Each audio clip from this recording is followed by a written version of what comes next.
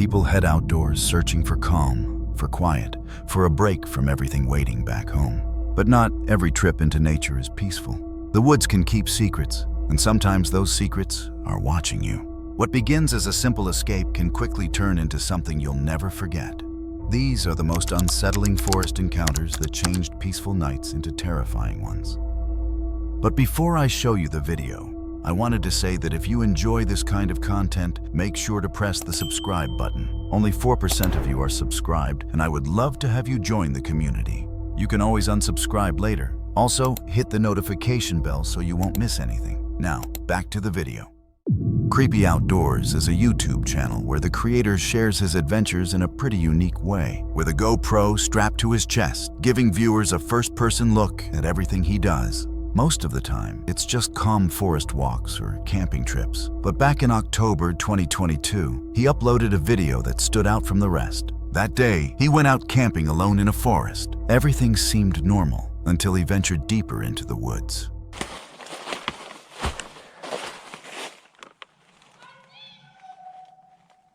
Oh, hi. What the hell? I need to get out of here. Oh boy. Just as he turned off his flashlight, a loud voice suddenly echoed through the trees, probably around 200 feet away, screaming right at him. No figure was ever caught on camera, and no other sounds followed after. It remains unknown who that person was that screamed at him in the middle of the forest. It's one of those moments that leave more questions than answers, so make sure to let me know what do you think in the comments.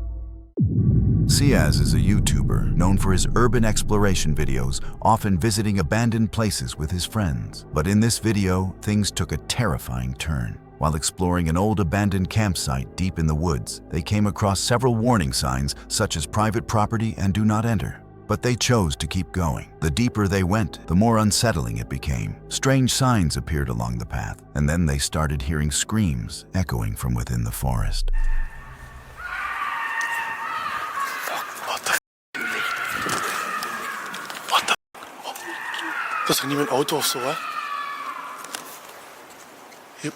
And that's when things got truly dangerous. A woman emerged from the trees, wielding a hatchet and threatening their lives.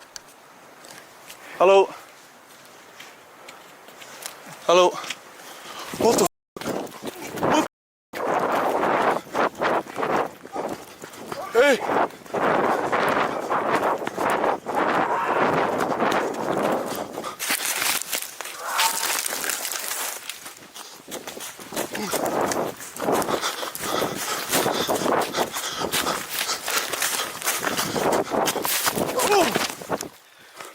What? Kom! Kom! Even after tripping and falling, he managed to get far enough to hide and call the police to report the terrifying encounter. When officers arrived, the woman was still acting erratic and aggressive, showing no signs of calming down, even with them there. But after speaking with her for a while, they chose not to arrest her, despite everything that had happened. Ciaz later shared that the experience had a lasting impact on him and strongly advised his viewers to stay away from places like that, especially at night. Tyson Peer usually spends his time crafting shelters and sharing peaceful outdoor builds with his audience. But during what seemed like just another day working on his Viking turf house, things took a dramatic turn. What happened next wasn't part of any plan, and it might have changed everything. Ragnar Piers is back, and welcome back to another bushcraft episode. And today we shall complete the fireplace. So we need to get a lot of rocks. Let's get to work. Tyson wasn't planning on having company that day, but his younger brother showed up with a friend, eager to pitch in. Rather than turn them away, Tyson handed them some tools, and just like that, they became a three-man team and dove into a full building session.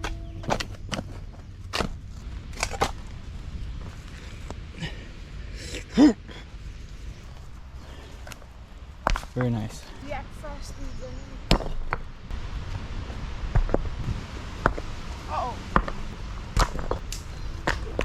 Just as the kids wrapped up collecting the final load of rocks, Tyson got an alert. Bad weather was heading their way. Environment Canada has issued a severe thunderstorm warning. It wasn't long before Tyson spotted the storm closing in quickly. Realizing there was no time to run, they needed to find a place to hide right away. Without a second thought, they took refuge beneath the structure he had already built. Holy What the hell? Oh my god. Holy I'm going. Oh, je pense qu'il y a une tornade. Non, oui, m'en va. On peut pas se sauver, c'est d'être là. Check. Ouais, c'est son fait. Check.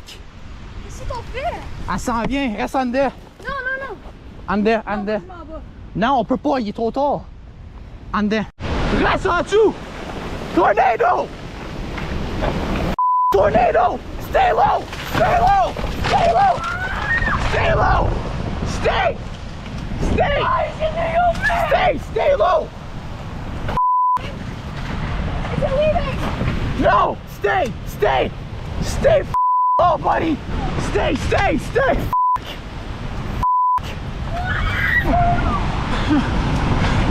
Stay. Stay.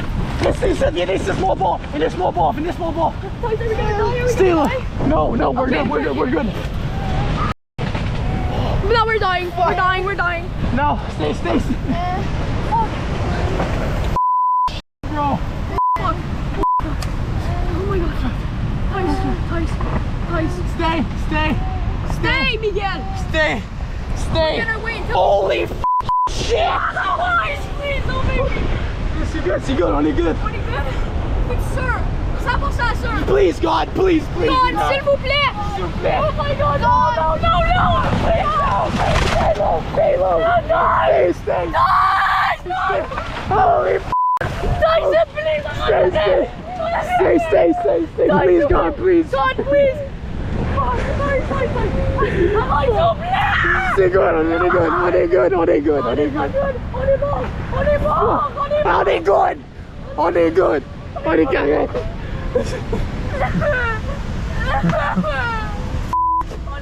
The fear in their voices is unmistakable as they come to grips with the fact that a tornado, a fierce storm with winds exceeding 100 miles per hour, has just struck.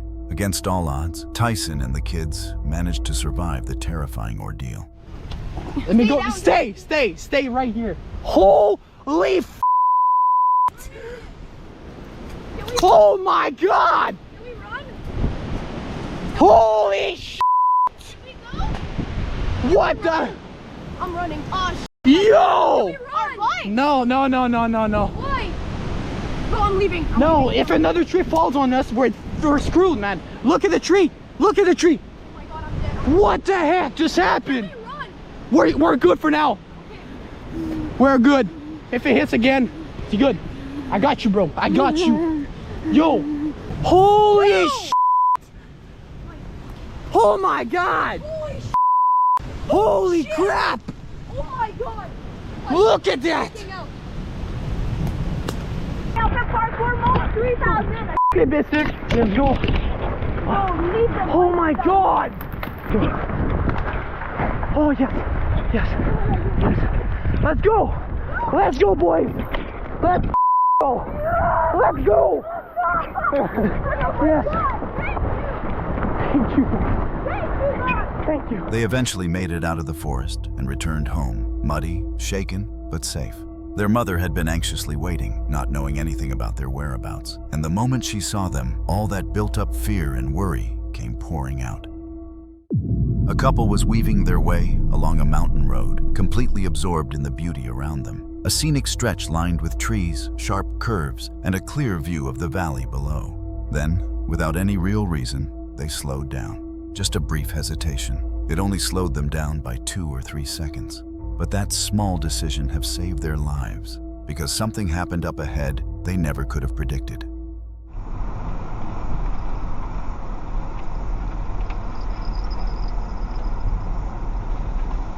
有在摇，对不对？地震，摇很大力耶。对啊。喂，Sakit。干啦。地震。哎，糟糕。靠北。赶快走，赶快走，不要停下来，赶快走。这我他妈这边就第二课我就麻烦了哦。走。走。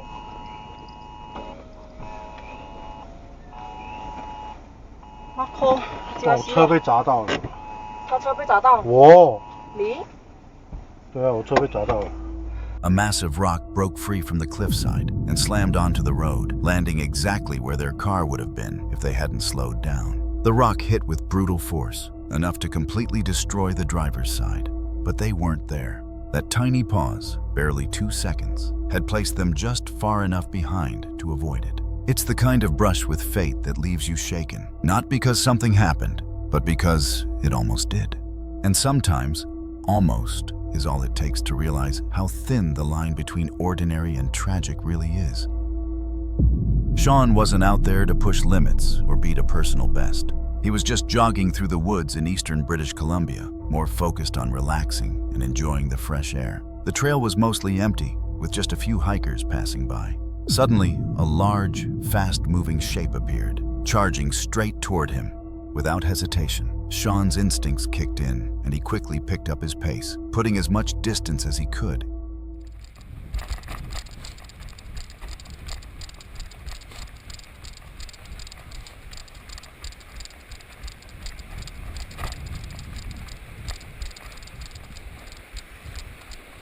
Holy shit!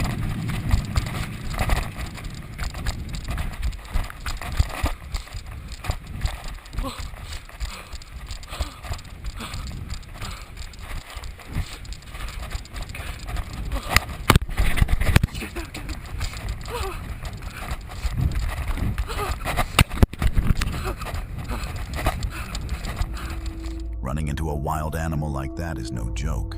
It's a terrifying situation to be in. Sean was lucky to get away without a scratch, but that kind of luck doesn't always hold up.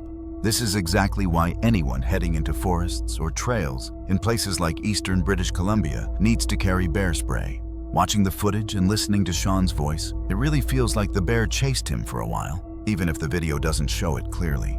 The tension in his tone makes it clear this wasn't just a quick scare. The bear was actively pursuing him. Most people underestimate just how dangerous and quick these animals can be until they find themselves in the middle of an encounter. When you're out in bear country, always be alert, carry protection, and never take the risk lightly. Two bird watchers were on a long road trip, traveling thousands of miles from Indiana to Cancun. While driving through a remote area of Mexico, they turned onto a quiet road, hoping to catch sight of some rare birds. But out of nowhere, a car sped straight toward them, blocking their path completely. The way it happened was already disturbing, but what came next was far worse. There's another car coming up behind us. What way should I go? Straight or right? That's not right. I guess straight? I don't know either. Just pick one. I'm gonna pick straight. Bike on this road, so there must be civilization somewhere over here. Looks like there's a town up here, or a little village.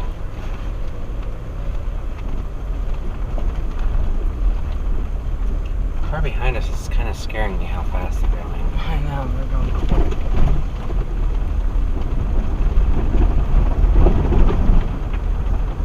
It's not scaring me. It's scaring me because what if they're speeding up on us to rob us or something? I doubt that.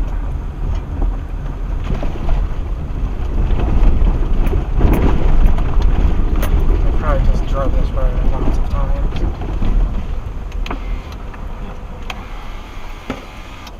Oh my god, they have guns. Jesus, Jesus. Go, go, go, go, go, go, go, go. No, please, Go. please, what? Please. Please, what?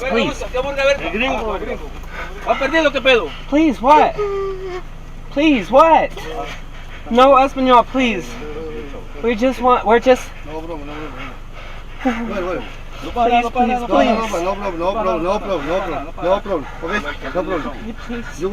Por favor. ¿Dónde vas? Hey, vamos, vamos. Please. No problem, okay? I'm about to pass No out. problem, okay? No problem. Logan, don't. It's okay. It's okay. Hey, It's okay. No problem, okay? What? You will. Can we go? Well done.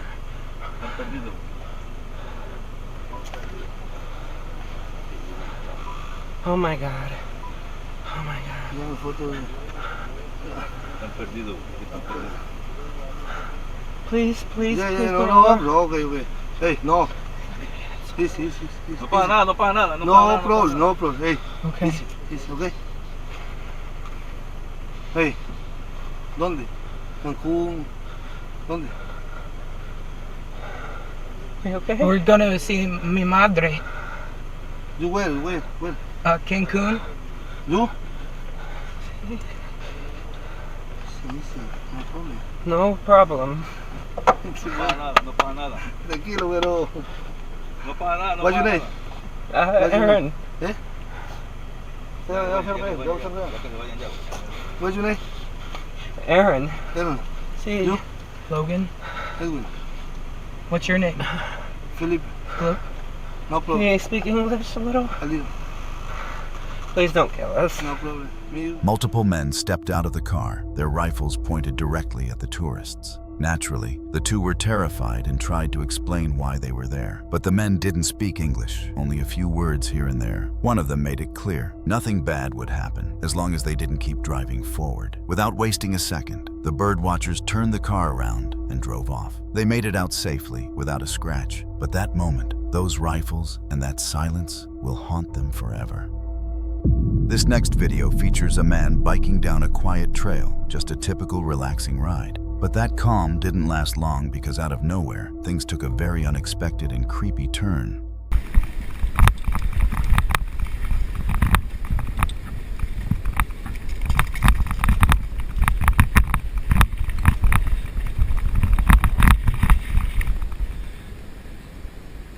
Okay.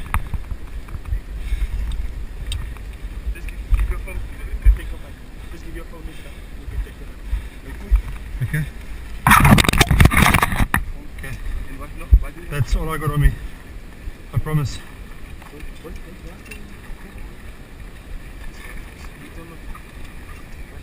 That's all I got on me, I promise you. I won't mess around, I swear.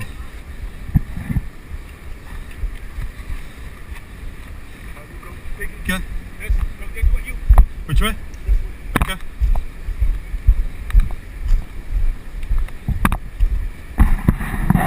Suddenly, a man came sprinting out of nowhere with a gun in hand. The rider froze, and in an instant, the man stole his phone and bike. But then, two more guys showed up. For what exactly? Emotional support? It felt like the most unnecessary team effort in the history of crime. Like, did they think he was hiding a second bike in his backpack? And let's be honest, this wasn't some mastermind heist. The guy looked right at the camera and clearly had no idea he was being recorded. I don't even think he knew it was a camera. If this was their big criminal debut, they might want to consider a different career. Like, I don't know, knitting?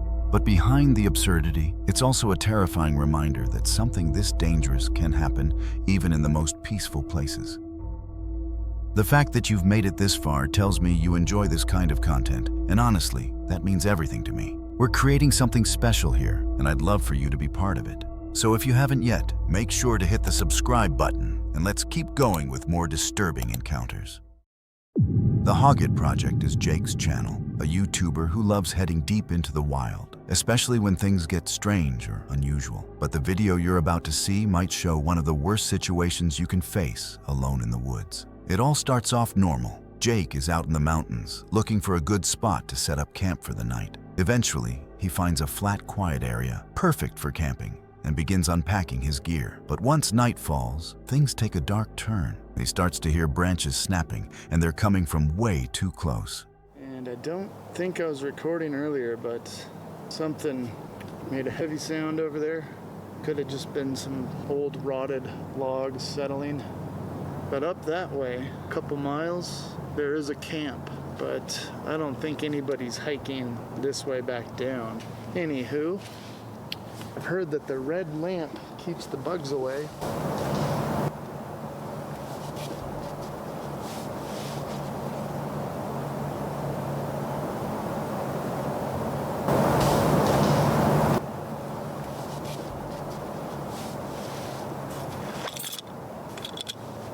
I don't know if that was me or something over there.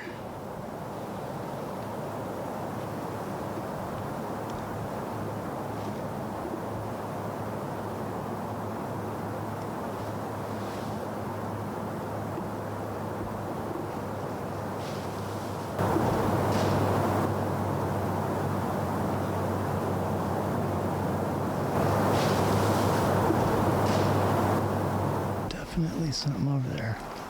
At first, he had no idea what the sound was, but we can hear a recording where he explains exactly what happened next. Of course, the noises stopped, and I'm guessing whoever it was, it found a good spot to lay low.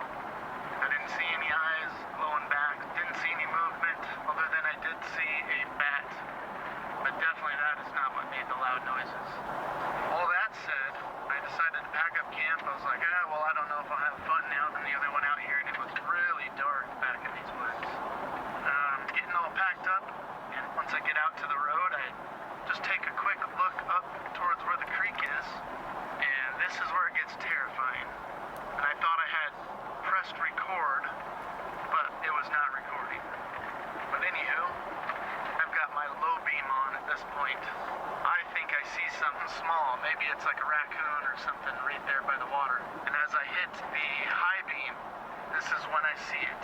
I see something standing there on the side of the road, pretending to be a statue. Whatever this was decided it was just gonna freeze, and then maybe I wouldn't think it was anything. But as I'm looking in that direction, I'm not even kidding, it looks like somebody dressed up in camo.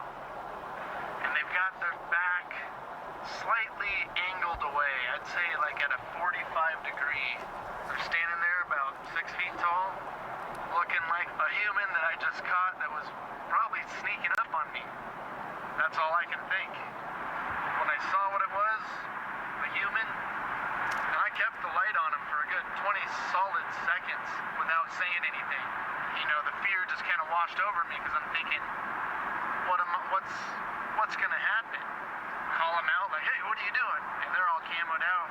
Maybe they'll just say, oh crap, he caught me, now I'm gonna shoot him. I mean, we're out in the middle of the woods. They say that people are the ones to fear. It's not the animals. That is what happened, and eventually after the 20 seconds, he didn't move, he just kept standing there. So I just pretended like, oh, maybe I didn't see you then. On my way out, periodically I'd turn back, check. Nope, didn't see him, he's gone. And that's that. Very, very strange, and I don't know what the plan was for me if I'd stayed there. As he said himself, who knows what could have happened if he stayed any longer. But he made the right call by leaving as fast as he could, because out there, it's not the animals you should fear, it's the humans. Jared Cocker Urbex is a YouTube channel where Jared explores abandoned locations all across the US. His content is known for being genuine, raw, and truly captivating, and one of his most intense videos was posted in March 2022 when he visited an abandoned pet treat factory. At first, everything seemed pretty normal. He roamed through the first floors, filming what looked like a typical industrial site. And while it's not uncommon to come across squatters in these kinds of places, it looked like he had the whole place to himself, or so he thought. Uh-oh. There's a car right there. I can't figure that should be too much of a problem for me though, because the way I'm going to go out is completely circling around here like I did to get in, so... Oh, they're out of their car. Oh, they're coming in the gate. He looked out the window and spotted a red car pulling up to the property. Not only that, the car actually drove through the gates and onto the factory grounds. That's when things got serious for Jared.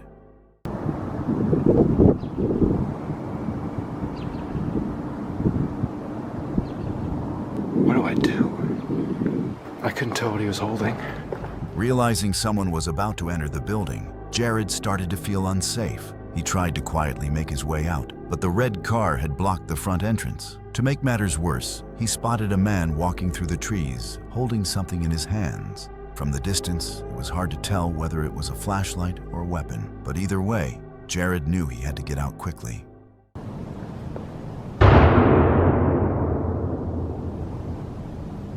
Oh my God. Was that a gunshot? I think it was. He had something in his hand too. It must have been a gun. Feeling unsafe, Jared tried to find another way out. But with the man near the entrance and moving through the property, it wasn't easy. And sure enough, things went from bad to worse. Whoa, whoa. Stop right there. Whoa. Who else is with you? Oh, it's just me. You scared me to death. Okay. Get over there now. What? Sit down. I'll give you handcuffs. Huh? Put them on. Got it? Okay. Either I can put them on or you can put them on. Take your pick. I've never put on handcuffs before. Just put them on each side of you. How's that? Put them in front of you. That way you can carry them in front, okay? What's going to happen? What's going to happen is the police is going to come and then you take your name and they'll get you for criminal trespassing. It's nothing these days. A lot better than me shooting you, isn't it? Was that what I heard? Yeah. What'd you shoot at? Shoot it. See people, I shoot at them. There If was they no- run, you shoot. There you go. Yeah. Be cool, nothing will happen, okay? Alright. I shot one guy this way, the other one. Oh, it's alright. I'm not gonna shoot you. Don't you see? Something says use of deadly force. What do you think that is? I thought that was kids spray paint. No, that's me telling you I'll shoot you. Nobody else is with you, right? No, it's just me. Okay, if I see somebody, I'm gonna end up probably shooting them. Oh no, if I were with someone and I know you shoot people, I would have gotten them. Okay. I just don't want, they say wait, they scare me, I'll shoot in a heartbeat. Yeah. I'm sorry. It's just life. Once Jared was spotted, the man who was indeed armed with a shotgun confronted him, forced Jared into handcuffs, and made him get into his vehicle, claiming he was calling the cops.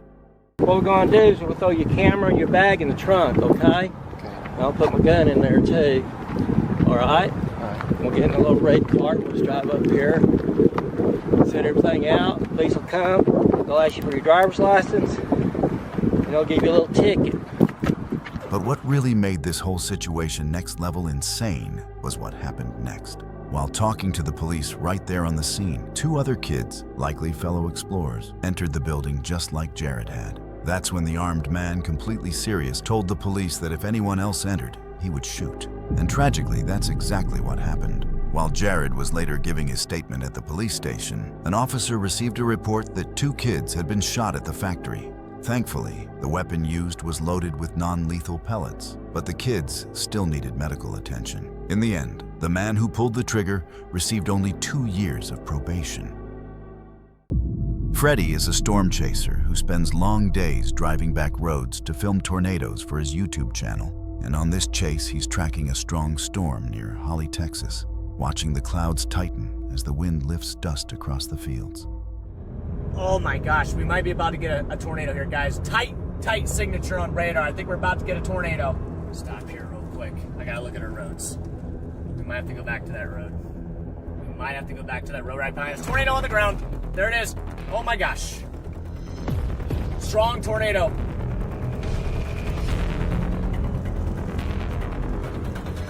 Incredible tornado here.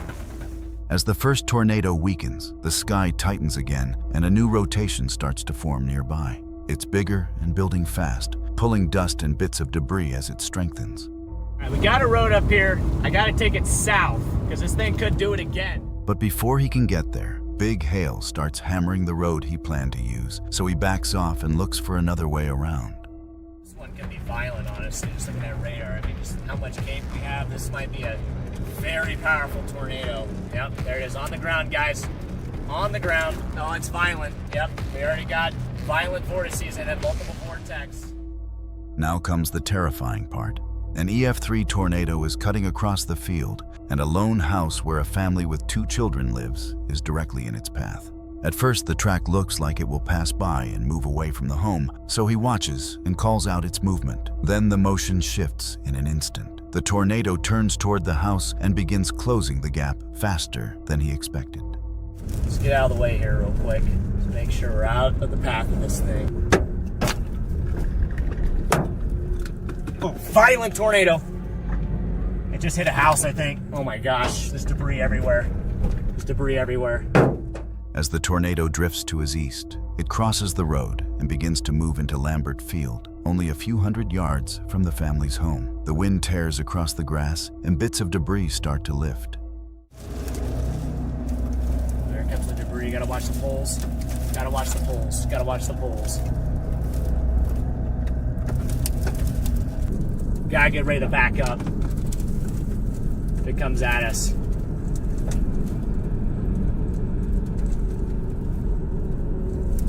Gotta get ready to back up if it comes back toward us. As he pulls into the Lamberts' driveway, his camera captures the last moments before impact. Their home is about to face the full force of a powerful tornado, with wind rising and debris lifting across the yard. Yeah, if you guys are near Holly, Texas right now, take cover. This is a violent tornado.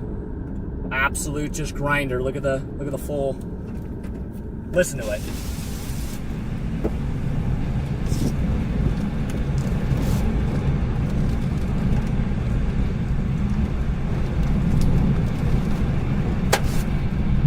When the tornado moves on, Freddie goes to where the house used to be, and he calls out and looks for anyone who needs help. A moment later, he spots the parents with their 2 children. They are running toward the road, and when they see his car, they head straight for it. Freddie waves them over, checks if anyone is hurt, and gets ready to call for help. Please tell me they're not just at a house here. Gosh. Oh my gosh. Oh my gosh. There's people. There's people.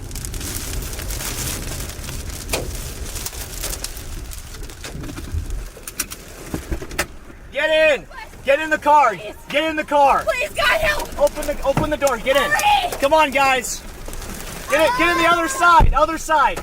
Other side! Come on! Come on! Come on! Please get us! I need your phone! I gotta call my mom! Right here, get in! Get in! Get in! I know! Look at me! I gotta look where you're bleeding, okay?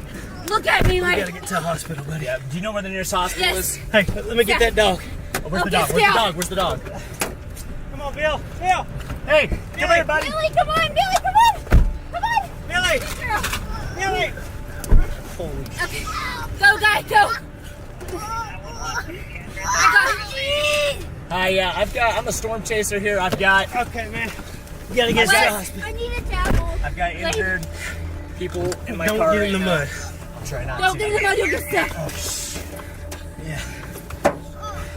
Hey, Wes, I love you. To make this very Hey, quick. we're okay. I've got injured people in my car right now.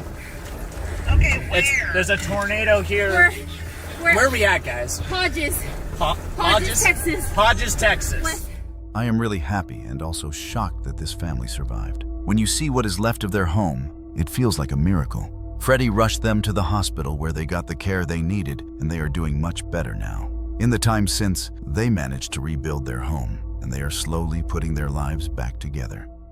Back in January 2022, the Facts by How to Hunt channel, usually focused on outdoor tips and wilderness stories, uploaded a video that stood out from the rest. In it, a group of people can be seen reacting to strange, unexplainable sounds coming from deep within the forest. Hear that? Get Trevor. Austin, get the light.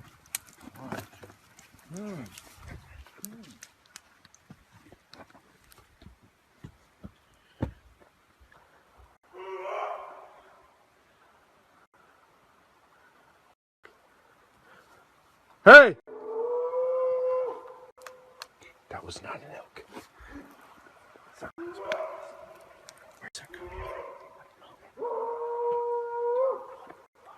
Get my keys. Oh, get ready.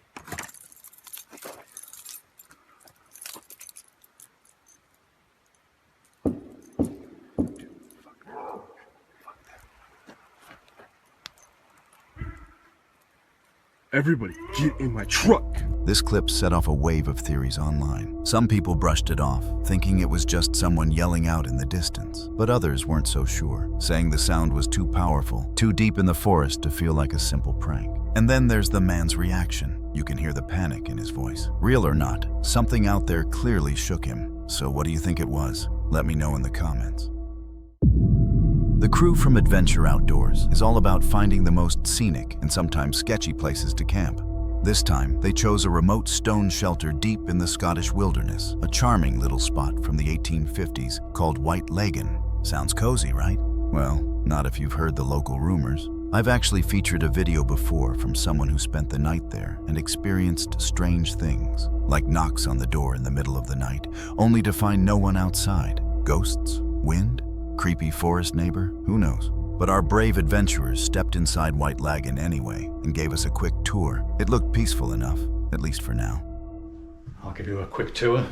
Got a little kitchen area here with great views over the hills. People have left bits and bobs, some soup noodles, some stock pots, rice, pasta. And then you've got a main room here.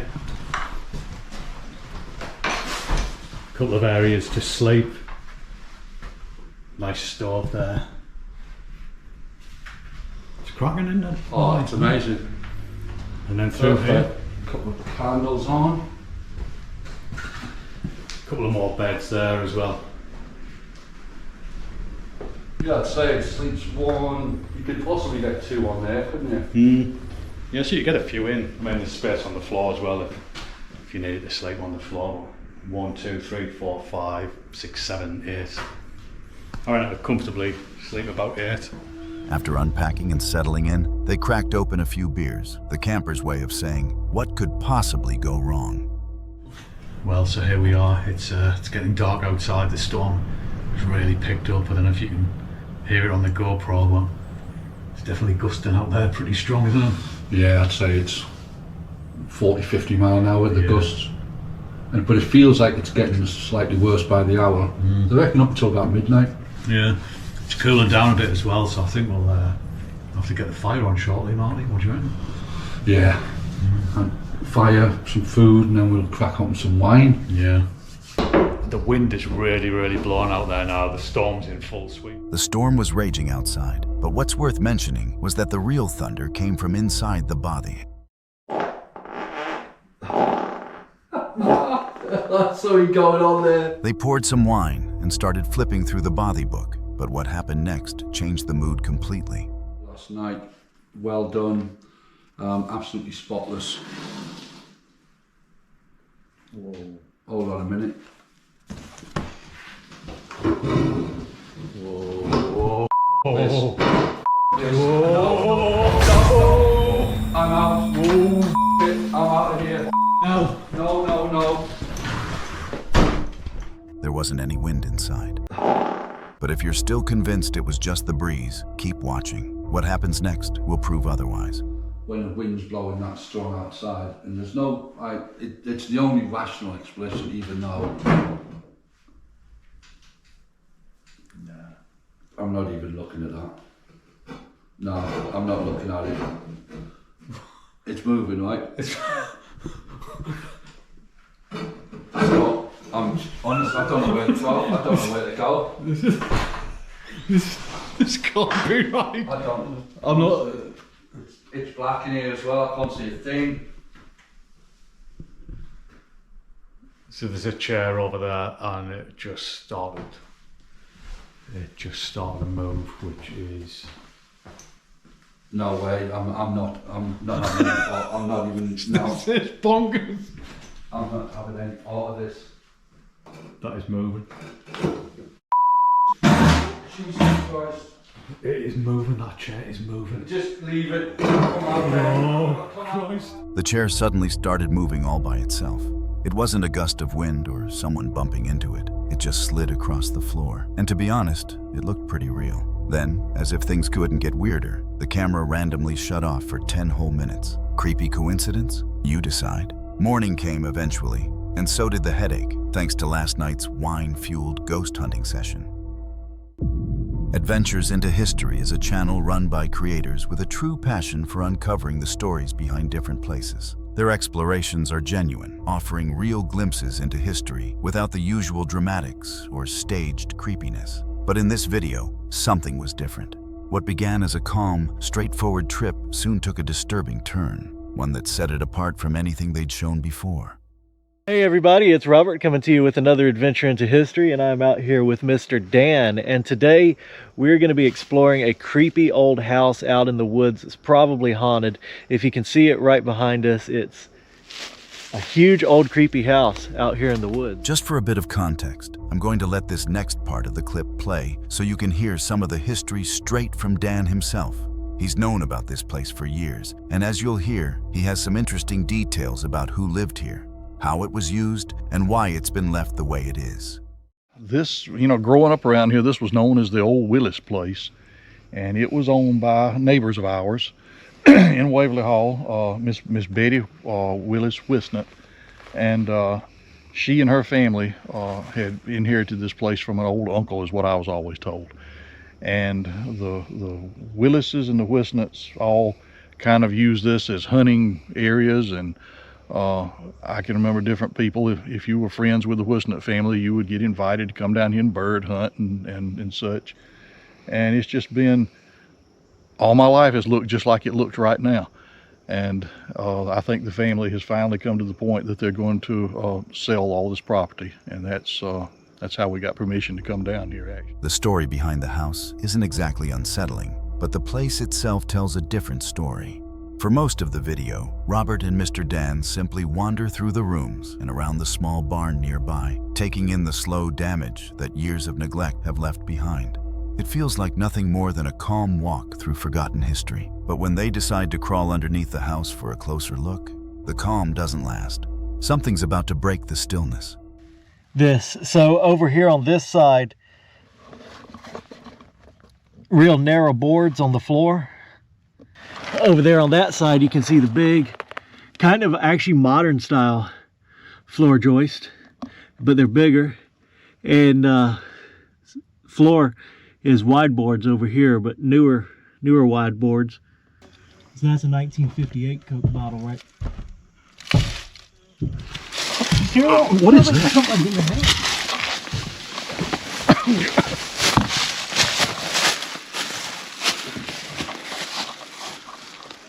Oh, that's weird. Here.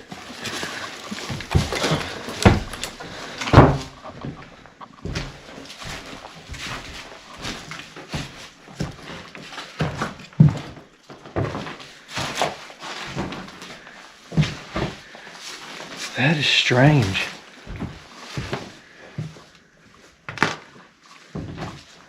You heard that, right, Dan? Yes, I did.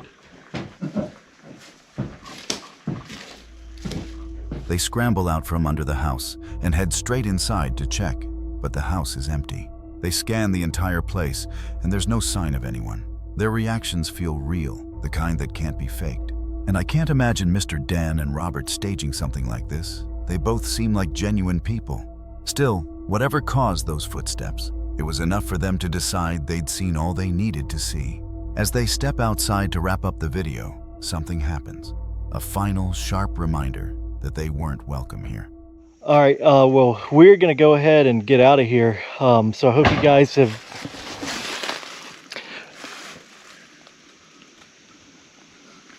All right, that's it. Come on. You can say all goodbyes you want. Let's go. I'm gone. Let's get out of here. That's when they make the call to leave, wasting no time putting distance between themselves and the old Willis place. Chelsea has a hobby that most people wouldn't even consider: exploring abandoned places with dark histories and ghost stories that refuse to fade. Her channel is filled with eerie explorations, and sometimes she even camps overnight just to see what unfolds after dark. In this video, she heads deep into the woods to investigate an old railway tunnel built in 1928, a place surrounded by decades of local legends. People say ghostly soldiers still walk the tracks, and today, Chelsea was ready to see if the stories held any truth. This time, she wasn't going in alone. Her friend Jamie joined her for the trip, ready to face whatever they might find inside the tunnel. Yeah. It's just without a light on it looks so... Yeah, it's like we're in a cave. Like you can smell it, smells mildewy. So Chelsea, what were you saying that I guess they opened this up as for cars as well? Yeah, and so it's only one lane in here.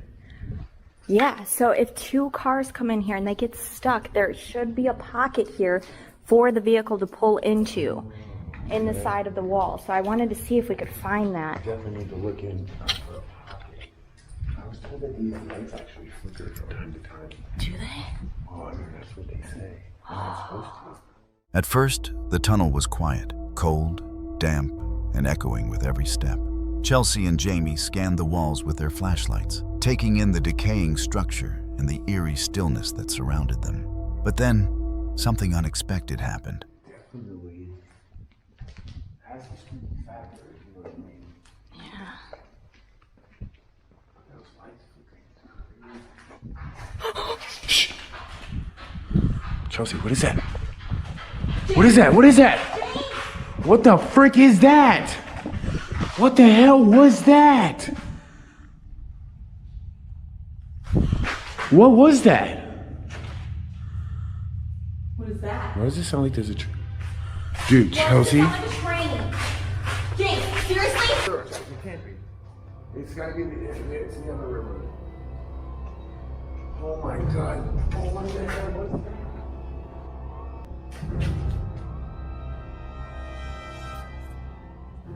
As the train's going by, we heard that noise, and it came from this way, and then right after that, as the train's going, this is all happening right before a train goes by. There has to be something with that, guys. There has to be. Like, we literally hear, I don't know what that was. God, that's loud. That's the train going by? Holy crap, it's shaking the whole thing. What if, okay, now this is just a thought. What if that guy, like we heard running, it just went off again? When we heard that, yeah, when we heard the running, what if the guy was running from a train? And that's how he died. That sounded like a almost sounded like an old train. Holy crap, though. As they moved farther into the tunnel, the atmosphere began to shift, and then came the footsteps. They started suddenly, fast, heavy, unmistakably human. The sound of someone running echoed through the tunnel, growing louder, closer. Chelsea and Jamie stopped in their tracks, flashlights darting around in search of the source. But there was no one there, nothing but the sound of their own voices and the last fading echoes of the footsteps. And in that moment, they both had the same chilling thought. They weren't alone, and whatever was in that tunnel with them might not have been alive. I don't know. I think I'm gonna buy him some sage when we get out of here. Old lights or something? Yeah. Ah, man. Whoa! What the hell was that? What the hell? Did you hear that? Yes? What was it? Is that gate closed? What gate? The gate! The freaking gate's closed, James! Look! Yes! No way. Wait a minute. What the? Wait a freaking minute. That is weird. Climb up there anyways. Like. By now, Chelsea and Jamie were convinced someone was messing with them. Maybe a local trying to scare them off, or another explorer pulling a prank. But what happened next was different. Dude, that's. What is that light? Wait, what is that? Dude, what is that? Is that a car? Is that a train? No. What in the world? Wait, are those just other people coming in, or is that something else? I don't know. Okay, guys, there's a light on the other end of the tunnel. Maybe that's just, is it moving? Let me stop. Why does it look so much like a train? Why does it look like a train? Yeah, it does. That doesn't look like a regular light. It's getting so bright. What the frick is it? Coming down. Maybe somebody's driving. Wait, maybe. James. What the hell is that? Let's find a place to dip. We gotta find one of those spots. That's what I'm saying. What is that? Dude, what the frick is that? Dude, whoa, whoa. What is that? For a moment, they considered something else, something even stranger. Could it have been a train? Not a real one, of course. The rails had long been torn up, but this tunnel had a reputation. And more than one person had claimed to hear the roar of a phantom train or even see one appear in the distance before vanishing into thin air. Chelsea and Jamie weren't sure what they saw, just a flash of light far down the tunnel. But realistically, it could have just been a person, maybe someone with a flashlight, or even a car, coming in from the other side. Maybe the whole thing was just an elaborate prank. Maybe it was staged. But what if it wasn't? Whatever the truth is, the footage speaks for itself.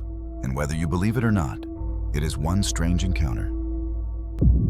Gaz, the creator behind Grizzly Gaz, usually shares chill camping videos, the kind that make you think, yeah, I could totally live in the woods. But this time, not so much. He set out with his dog, a small pup with the heart of a lion, ready to take on the wilderness like pros. And sure, the dog may be small enough to fit in a backpack, but don't let the size fool you. He acts like he's the security guard of the entire forest. Gaz set up his hammock, and everything felt peaceful, until night fell. That's when they both heard it, what sounded like a woman crying deep in the woods. At first, Gaz thought it was just the wind, but the sound kept going.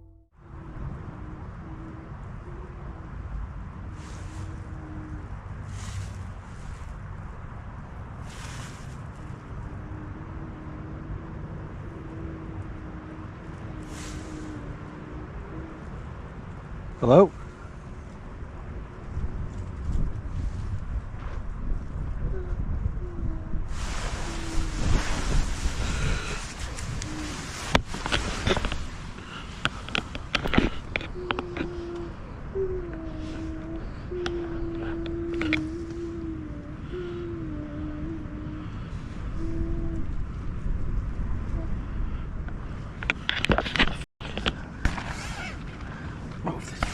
Top.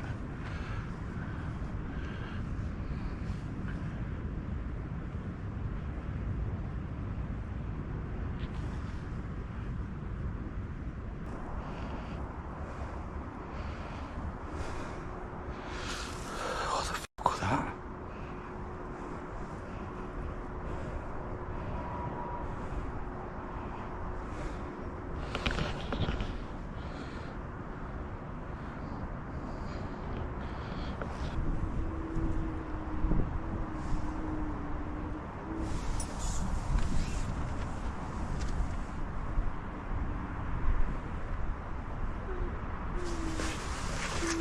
Nope.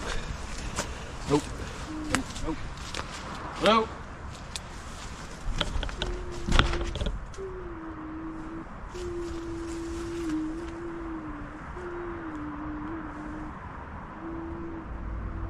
Without wasting a moment, he gathered his things and hurried away from the campsite, shaken by what he had just heard. The whole experience felt anything but normal, and even as he left, an uneasy vibe hung in the air. Sure, it's easy to chalk up strange noises in the woods to animals, wind, or odd sounds, but this crying was different, clear, haunting, and relentless. Whether it was a ghostly presence or just an unusual natural sound, it left a deep impression on Gaz, one he won't soon forget.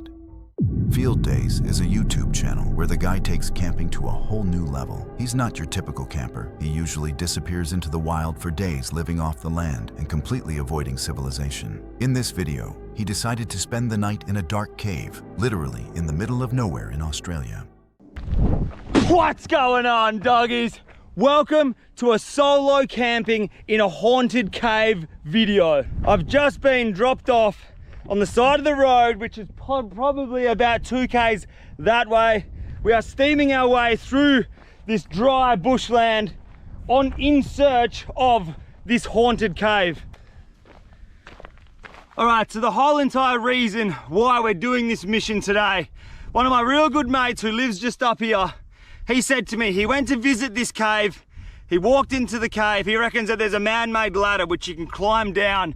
And as he was climbing down the cave, he had this super uneasy feeling. Like, he reckons it was like nothing he's ever felt before. Like felt like he was like being watched. He had like cold shivers over his body, and he reckons he's like, this is like a pretty manly dude, and he reckons he was like fully wigging out. Like, he sort of went into the cave a little bit, and he just had that feeling of like he was being watched, or there was something going on in the cave. So he reckons he hightailed it out of there, and he told me about it, and he said to me, you will not go and sleep in that cave. And I was like, yes, I will. So here we are. We're in the middle of the bush. We are steaming towards the cave right now, and once we find the cave, we're going to crawl inside. We are going to sleep there for the whole entire night.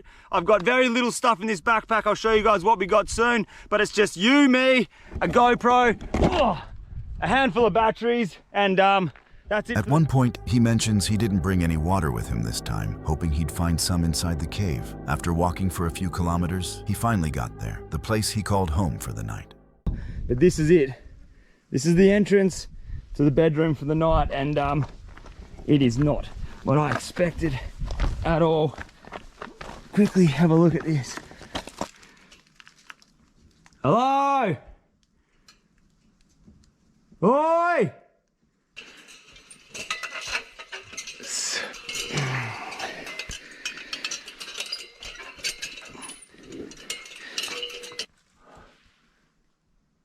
Okay, outside world, I'll see you tomorrow morning when we're climbing out of this cave. Look at the size of it. This is just the entrance of the cave here. He even said he wouldn't leave until morning unless something came in and physically forced him. But yeah, things didn't go exactly as planned. It's pretty hard to breathe. It's very humid. The air's like really thick, humid in here. But that hole ain't going. I'm not going down there. If I get stuck, ain't no one pulling me out. So we'll get out of here. We'll keep exploring around. There's a few more holes that I would like to crawl down. Oh, see if I can get, it's not a good start. Just waiting for like a dog or a mutated alien animal to bite me on the ankle. As he walked deeper inside, looking for a good spot to set up, things already started to feel a bit sketchy. He heard rocks falling near the entrance and what sounded like some animal walking around. That's when it really started to feel like he wasn't alone, like something was in there with him, just watching. And just as he sat down to eat a can of beans, the noises came back louder. That is beautiful. Baked beans in a haunted cave. Oh my fucking God. That was the sound. That is the sound. Did you hear that? Look at my arms. I got full goosebumps.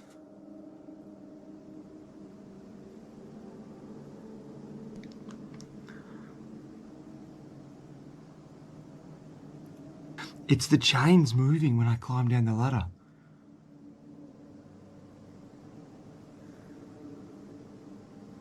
It's a big, heavy, thick chain. Wind can't move that. I pray, I really hope you guys heard that chain move just then. It is 100% now. I heard it before. I'm 100% certain it's the chain that I walked in, that you climbed down into this cave on. It's moving. Now, you can't move that chain with wind. It's way too heavy. There is no wind coming in here. There's no wind even for... Holy shit.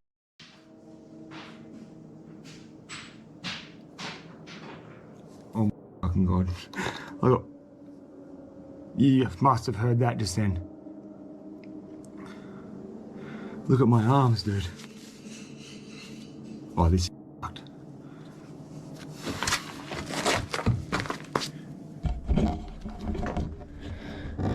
Holy shit.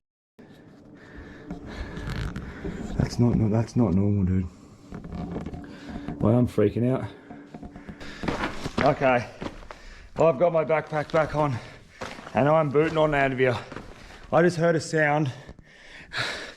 It's not normal. It's definitely not a normal sound and I'm scared shitless. I'm not gonna lie. That sound, it was not normal. It's probably about 2 hours, 2.5 hours after I checked in with you guys, so it would be around 2 o'clock, 1 o'clock in the morning, and that sound was not normal. I'm getting out of here. Yeah. After all the creepy noises started to fade a bit, he decided to stay near the entrance for the rest of the night, just to be safe. But even then, it didn't really feel peaceful. Later in the video, he mentions hearing another weird sound. This time it actually sounded like a human voice. He looked around the cave, trying to figure out where it was coming from, but there was nothing there. No echoes that made sense, just that strange sound. Luckily, as soon as the sun came up, he packed his stuff and got out of there. And yeah, he never went back to that cave again. Content warning. Hunting footage is shown. No graphic depictions of animals are shown. The video includes a person being injured. Viewer discretion advised. If you prefer not to watch this part, please skip to the next encounter.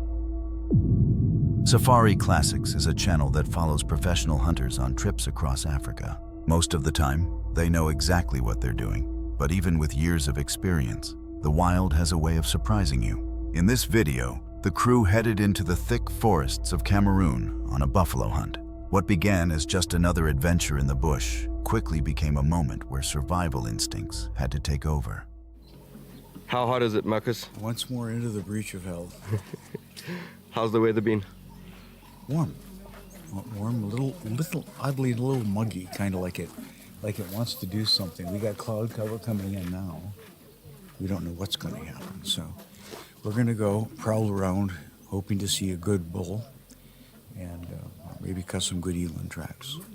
But it's we need just a little bit of luck. We almost had it the first afternoon. It was very close, but As they moved along the narrow trail, something caught their eye, drops of blood scattered on the ground. It was the kind of sign that meant one thing. A wounded buffalo was nearby, likely one that had already been hit earlier.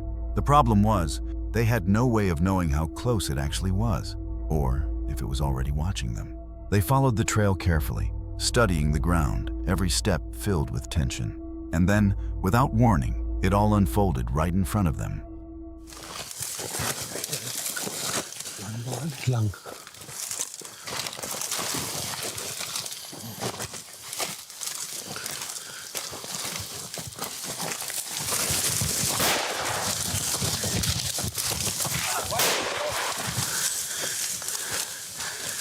Come here, come off this quickly, come. Watch it. Yeah, Get that you. rifle. What?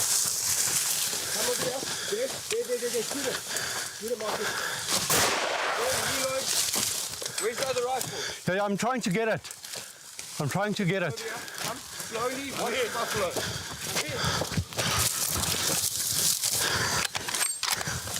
Very good, Marcus. Shoot it.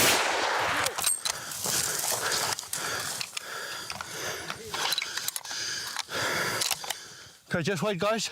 Marcus, wait. Rifle up, rifle up. Safety on.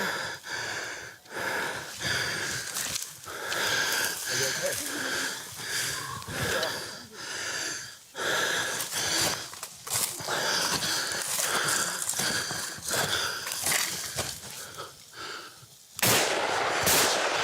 Not in an arsenal. Are you okay? Just lie down.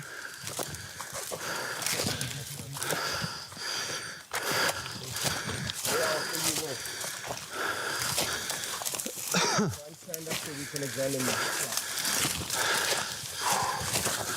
Just give me this rifle. The buffalo charged straight into the young man, and in seconds, he was on the ground. The attack left him badly hurt, and he had to be rushed to the hospital. Fortunately, he made a full recovery, and no one else was harmed. Watching it back, you get a clear sense of just how powerful these animals are. The buffalo dropped him with ease, a reminder of how quickly things can turn deadly in the wild. Now, I've got to be honest here. Even though I shared this clip with you, I don't support hunting or harming animals in any way. What happened felt like the wild striking back, a consequence of stepping into that world and treating it like a game. But that's just my view, and I know some people enjoy these kinds of activities, so opinions vary a lot. Still, I'd really like to hear what you think about this encounter, so share your thoughts in the comments below. Exploration Unknown is a YouTube channel that focuses on exploring abandoned and haunted places. In this video, he visits an old house located in a place known as Devil's Elbow. According to local stories, the house once belonged to a priest who was deeply involved in the occult, performing strange and disturbing rituals inside. The atmosphere alone makes this exploration one of the creepiest on his channel. There's the garage. There's a fairly new washing machine in here. And you can see all the material. They were definitely, someone has worked on this at some point.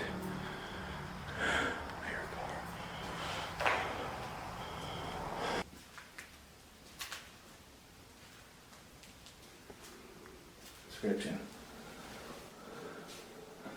I mean, this is freaking marble here. This was something.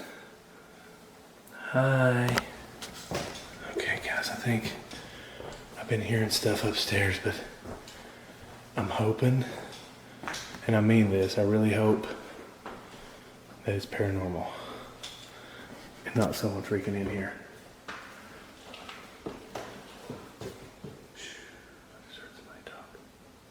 Hello? I'm not here to bother you. Is anybody in here? I thought I heard a man's voice. When I first came in here, it sounded like somebody walking up here. He started by exploring the garage on the ground floor and then moved into the basement. Now he's slowly making his way through the first floor where he believes he just heard someone. My keys are making noises. Freaking somebody down there, dude. Come on, quit messing with me. I'm just trying to freaking, I'll leave. There's somebody else in here. As I've got myself in a bad situation. Oh, jeez. Oh, jeez. Oh, freaking. Panicked, he quickly headed back downstairs, not wanting to risk getting trapped on the upper floor. He continued exploring through the kitchen, a few empty rooms and dark corridors. But just as he stepped into the living room, the light upstairs suddenly flicked on. It's floor open. Oh my God, 3 lantern. Hello? Is there somebody here? I'm not here to bother or rob anything. I was just here exploring. I thought it was a band. Oh God.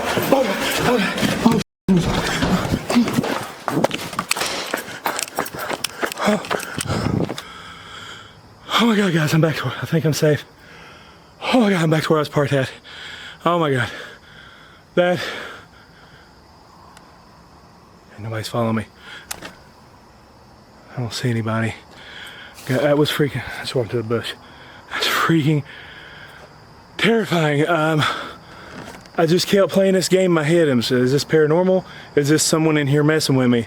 I think I got my answer.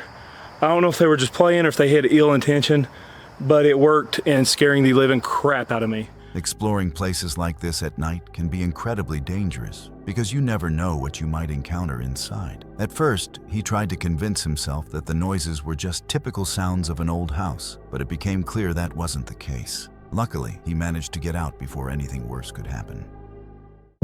Happy Hippie is a YouTuber known for his love of nature camping and exploring. His videos are never about creepy or strange events, but this time, something unsettling happened. During one of his adventures, he decided to spend the night in a bothy called the White Lagan, located deep in the Scottish wilderness. If you don't know, a bothy is a basic shelter usually left unlocked and free for anyone to use. When he arrived, he checked inside to see if anyone else was already there, but the place was empty. Oh, nice, bump beds.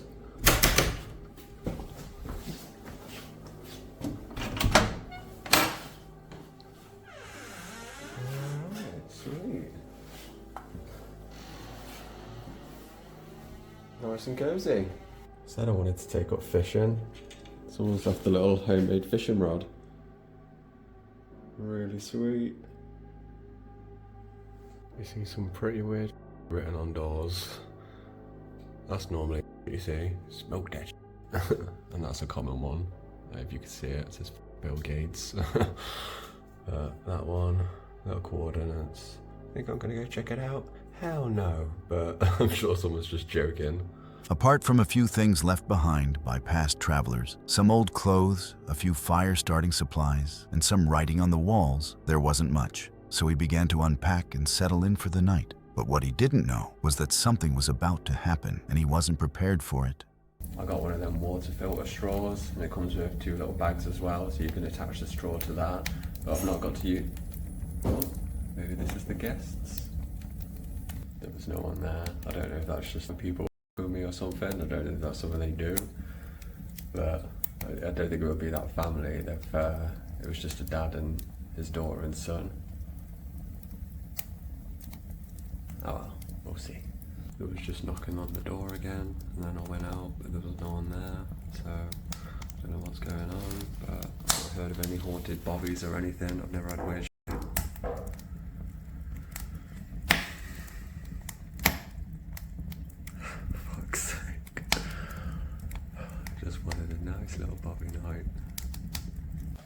If you've watched all my videos before, you know I don't do shit like this.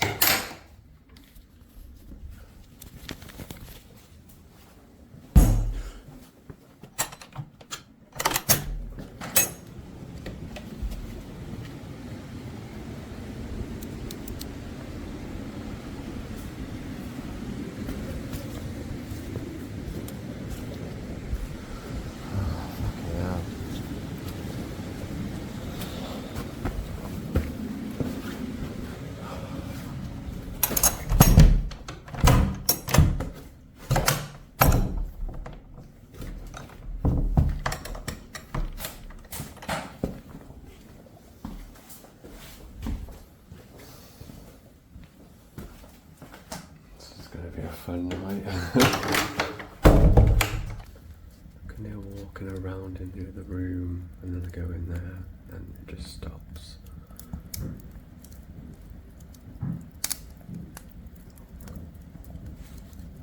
Maybe I just put my music on really loud and forget about it.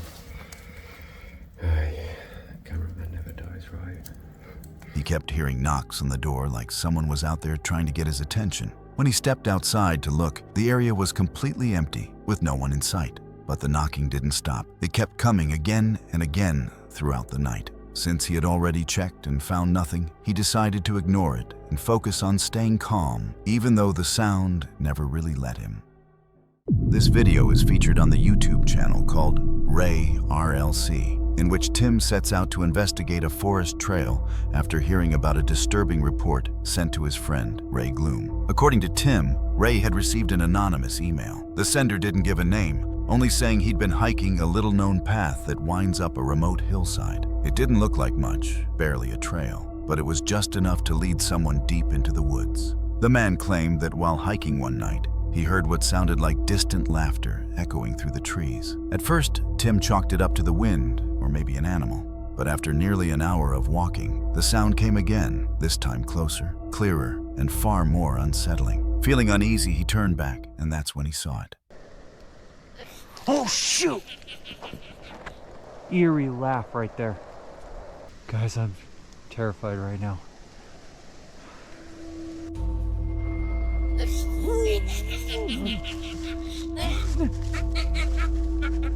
Get out of here! Peeking out from behind a tree was what looked like a human head. As he stared, the figure stepped slightly into view, and to his shock, it appeared to be an elderly woman. But something about her wasn't right. All right, let's be honest. This video screams staged. Like, Tim didn't just innocently stroll into the forest and get freaked out by some mysterious granny ghost. Nah, what probably happened is that his friend decided to play dress up and jump out from behind a tree, hoping to win the award for Best Creepy Forest Grandma. And they nailed it. Oscar-worthy performance right there. I mean, who just casually haunts hiking trails looking like a senior citizen on a mission? Spoiler alert, no one. It's probably just a well-planned prank, and Tim's acting skills, well, let's just say he did his best not to laugh. So yeah, sometimes these creepy camping tales might just be friends playing tricks and having a laugh. And honestly, I don't blame them. It's all part of the adventure. What do you think? Is this granny a master of disguise, or just a friend with too much free time? Let me know down below in the comments. Josh, the creator behind Exploring with Josh, has seen a lot on his adventures, but nothing could have prepared him, or any of us, for what happened in this video. He and his friends entered a deep cave in Washington, expecting a typical exploration, but this turned into something else entirely. This is by far the most disturbing story I've ever covered, and I'm just relieved it ended the way it did, because deep inside that cave, alone in the pitch-black darkness, they found a girl who appeared to be around 10 years old, scared, cold, and completely alone. It's a miracle they were there when they were. Just curious, why do they call this Ape Cave? So, in 1924... Wait, can you say it again? So, in 1924... My brain just stopped. There were there were two kids standing on top of Ape Canyon, and they were throwing these huge pumice stones into the canyon, and unbeknownst to them, there was a miner community down there, and they looked up, and they were like, why are these apes throwing rocks at us? And for 60 years they thought it was actually apes until 1984 when one of the boys was like, they came forward 60 years later, was like, that was just my buddy and I, and now I'm an old man. And so in 1952, in the middle of them believing that it was apes doing it, there was a Boy Scout troop who really liked the legend and they wanted to be known as the Mount St. Helens Apes. And their Cub Scout leader, if that's a Boy Scout thing, was Harry Reese, who was best friends with Lawrence Johnson, who almost backed his logging truck up into the mouth of the cave. So Lawrence Johnson found it, he told Harry Reese. Harry Reese was like, well, my Boy Scouts and I will go in. And they were the first people to explore and map the cave. So Ape Cave and Ape Canyon are named after the Mount St. Helens Apes. All right.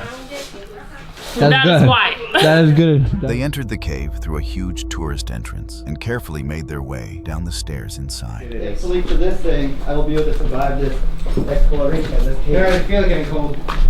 Yeah, it's so crazy. Oh god. So dark. Yo. Alright. It is darker than I thought, everyone. Jeez. I really feel like I'm gonna Let the guys go first with the light. Yo, I got the lantern. Okay, hold on. Yo, I don't know how much this lantern's gonna work, but I know. It's so dark. Oh, that's where it is. Low. Whoa, dude, you have the flaming lantern in your hand. You're about to fall. Watch the cave just go up in flames. Yeah. They said it's gonna get really cold down here. I'm only wearing a t-shirt. Okay. Of course, curiosity took over, and they squeezed deeper to discover what was waiting for them beyond. Oh yeah, we're kneeling down. This might be the very end. I have a feeling this might be the Dude, I keep getting lower and lower, man. Same here. Oh, getting claustrophobic. Dude, it goes so low. It goes like ground, like kneeling. I'm crawling, man. Oh, me too. I'm crawling. Squeeze in there, man. Squeeze in there. I'm free. Far deep inside the cave, a little girl stood trembling, shaken by both fear and the cold. She looked terrified and didn't seem to understand a word of English. Okay, I'm gonna take out my phone, actually. English? I don't know You speak English? No English. No? Oh, okay, okay. Okay, come with us.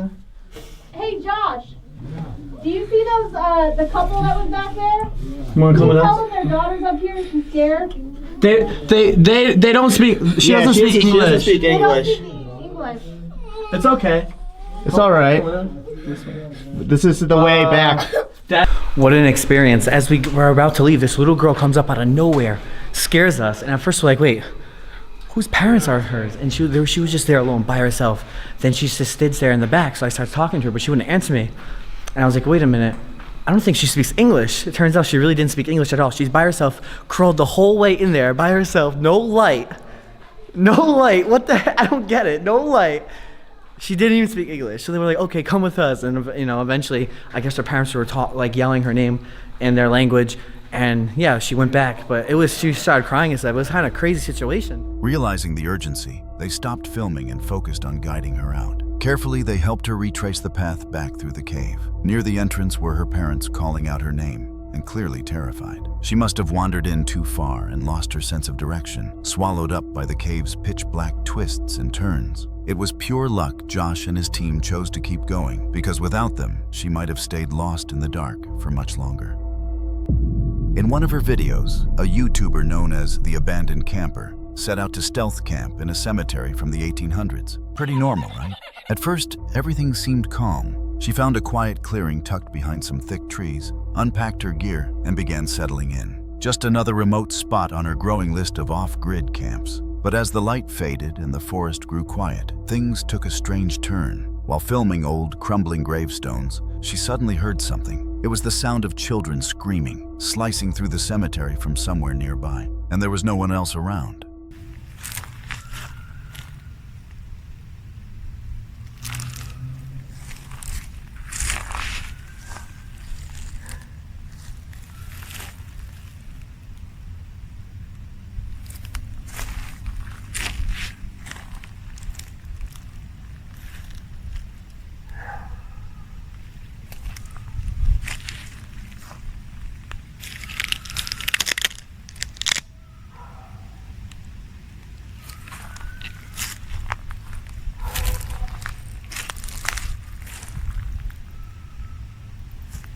So if you can't tell, it's pretty dark here.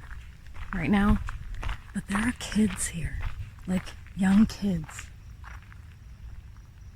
in the cemetery.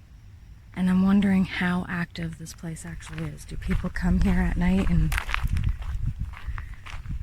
kind of party in the forest or something? Okay, so that dog kind of ruined it. Not ruined it, I shouldn't say that. The dog barking, I didn't want to disturb anybody, especially since I'm not supposed to be here. So I think I'll finish my exploring tomorrow morning. And because there seems to be still a lot of stuff here. See? Hear them? I think they know I'm here. That's not good. By now, she was almost certain it was a group of kids playing some kind of prank. Maybe they'd spotted her setting up camp and decided to mess with her. Still, something about it didn't sit right. Just in case it wasn't a joke, she kept her camera rolling, documenting every step as she carefully made her way back. She checked behind her more than once, making sure no one was following. I'm gonna keep this recording, just in case. But I'm also gonna stop and find out what they're doing, if they're actually watching me or not.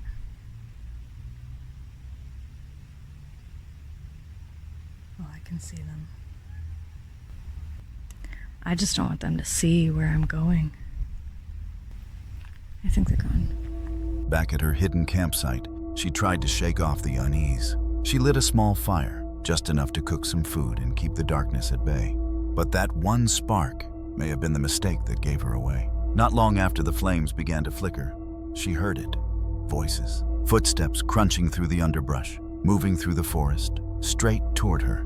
What started as a quiet night in an abandoned graveyard was quickly turning into something else entirely. I just had to put out the fire because there are people walking around back here. They don't have headlamps on, but like I said in my last video, I do not like being around people in the middle of a forest, especially when it's dark out. So I might pack up and get out of here. What those voices belonged to, or what they wanted, she never found out. And maybe that's for the best. Trusting her instincts, she didn't wait around to ask questions. Instead, she quietly packed up her gear, doused the fire, and slipped out of the cemetery under the cover of darkness. Every step away from that place felt like the right move. She never looked back. And honestly, would you? This channel is all about exploring abandoned mines and strange forgotten places. The creator has a real passion for the hidden history behind these locations and loves capturing it all on camera. In this episode, he's heading into the Waldeck Mine, an old abandoned gold mine tucked away in Nevada County, California. It turns out that this time, his video was more than just exploring. Wait, so let me get down here and turn off my lights. Okay, yeah, this is like a kind of a stope chamber going up, and the tunnel continues straight ahead. So let me put the light on here, the through night light, and I'm going to turn out my helmet lights. Yeah, it's very hard to be constantly filming while trying to walk through these tunnels, kind of stooped over and tripping on rocks. It's hard to hold the camera steady and the light steady. And as he walked deeper into the cave, his breath grew faster, like he could feel something wasn't right. The silence around him felt heavy, like the cave itself was watching. And then, just a few minutes in, something truly disturbing happened. They had to put big ones in here to hold up all of this rock. You can see right here where some of these boards are bending. Do you hear that?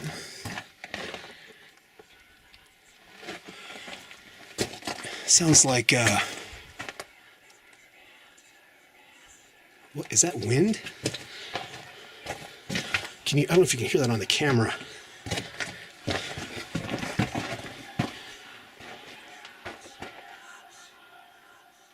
Do you hear that? It stopped.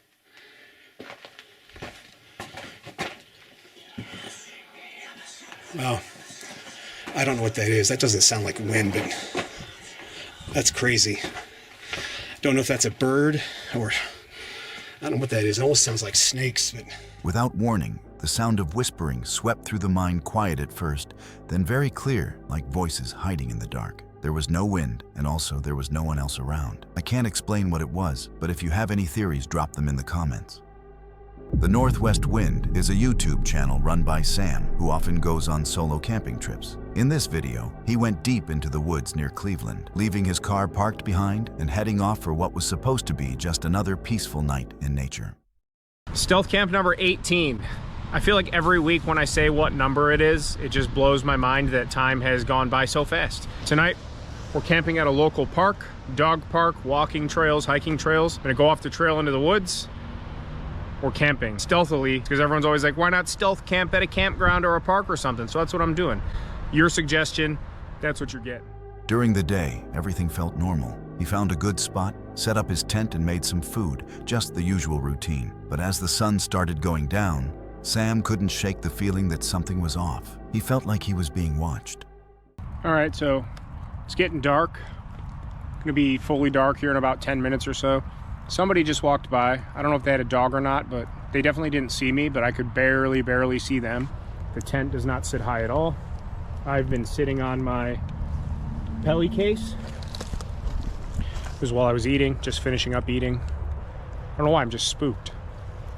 I haven't been saying that, but I've been spooked since I got here. I keep feeling like somebody's watching me.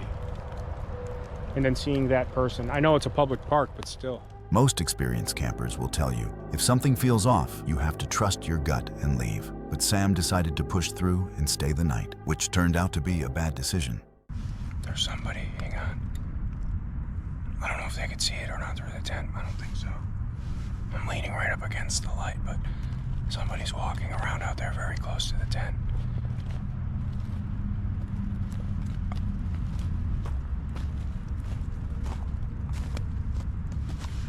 They're really close now. They're like, listen.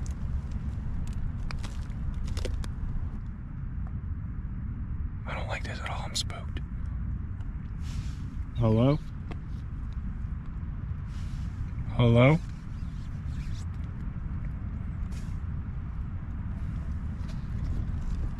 They're really close. They're like 10 feet away. I think there's two people. I can't tell.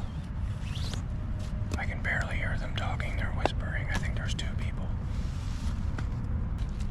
Hello? Hello? All right, I don't like this. Hello? Hello? They're touching my tent. Stop. While lying in his tent, he started hearing noises and sensed movement nearby. When he finally stepped outside to check, he saw people just a few meters away, standing in the dark. Hello? Right, I'm getting the f out of here. Hello? Hello? I don't know what the f this is, but we're getting out of here. Hang on. Hello?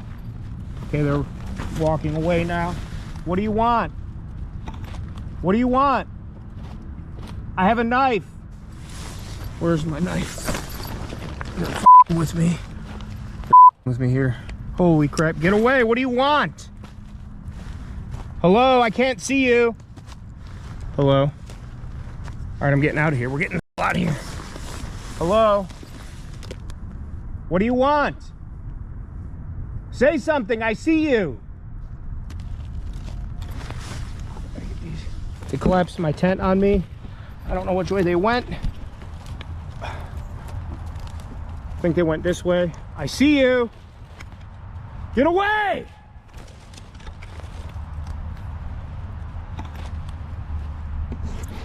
All right, I'm spooked. I don't like this. Get my headlamp on and we're getting out of here right now. They're just standing there. They're just standing there. What do you want? Leave me alone! They went over that way. I can't see them now. I know you're there. I see you. All right, they're moving again. I don't know. I'm getting out of here. We're going. I'll come back for this some other time. All right, let's get out of here. I'm leaving. Don't follow me. I don't know where to go. I don't know which way to get out of here. I smell your cigarette. I can hear you. I hear you. Stay away from me! They're coming behind me. I don't know what they're doing. They could just be around. I don't know. I don't know where I'm going.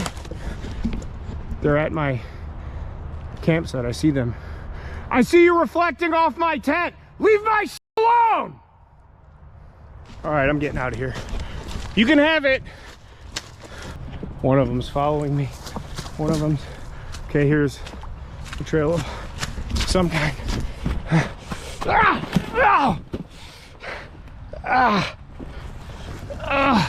I just ate. I'm soaked. I'm toast. Okay, oh, they're coming. Leave me alone! One of the two men had started chasing him through the woods, while the other was going through his tent, looking for something. As Sam tried to escape in the dark, he tripped and fell multiple times, all while being followed. It wasn't just a creepy encounter anymore. It had turned into a real nightmare. Oh, it's getting bigger. It's getting bigger. All right, let's get the out of here. I don't know if they're like after me or something, or what the happening. We're getting the here. It's getting bigger. They're coming this way. Holy I don't like this. I'm calling the police.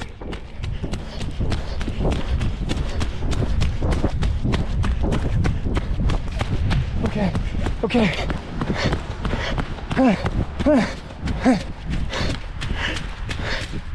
Thankfully, he eventually made it back to his van and drove away safely.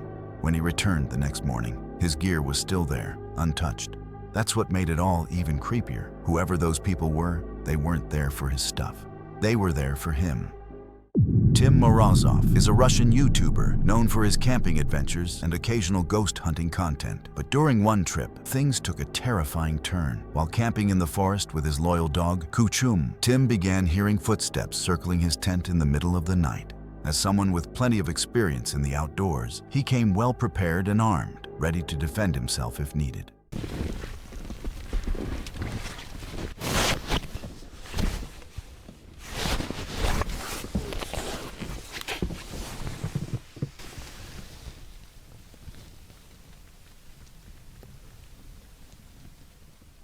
After a tense standoff, Tim and Kuchum stepped outside to investigate. The dog quickly picked up on something deeper in the forest and took off into the darkness, but he didn't come back. By sunrise, there was still no sign of him. Worried, Tim ventured into the woods to search. That's when he began noticing strange symbols carved into trees and stumbled upon a fresh campfire, still warm. Nearby, he found a wooden cage, crudely built, proof that someone else had been there recently. He continued searching until nightfall, and that's when he was attacked.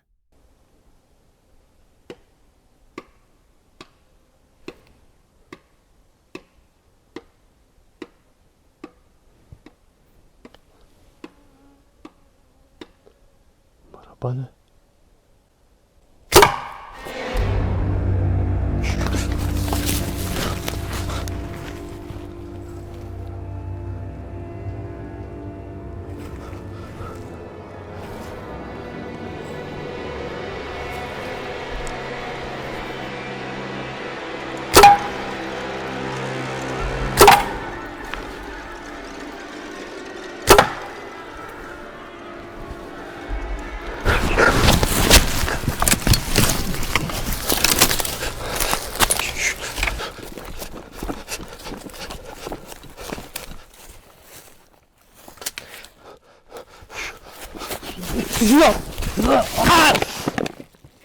Terrified and on the run, Tim managed to escape and hide. And just when things seemed hopeless, Kuchum returned, leading the way out of the forest. Elisa Vanilla is a YouTuber who loves the freedom of living on the road in her camper van, exploring wild places wherever she goes. This time, she pulled over on a lonely desert road to clean her van, enjoying the quiet, until suddenly, an ATV came rushing toward her out of nowhere. The video you're about to see was caught by a camera she set up to film B-roll, and what happens next is absolutely terrifying. Here's how their unexpected meeting went down. Yes, I am. I'm just kind of checking, making sure everybody's got enough water. And Oh, okay. Are you a ranger or? No, I just live close. Oh, okay. So I kind of come out and check, make sure, because I know there's a lot of people that come out here that don't have a lot. I'm fine right now. I don't know if I'll stay here, but I just wanted to check it out and see. It's pretty hot though. Do you do this, like, is this what you do for a living? Do you like travel around or what? Yeah, basically. Yeah? Yep. So Gotta how long wait. have you been doing this for? I've been in the van for like almost a year, last November, so getting close. But I was traveling around in my car since 2020, so it's been a while. So you've been a nomad for a while? Yeah, yes, I'm used to it.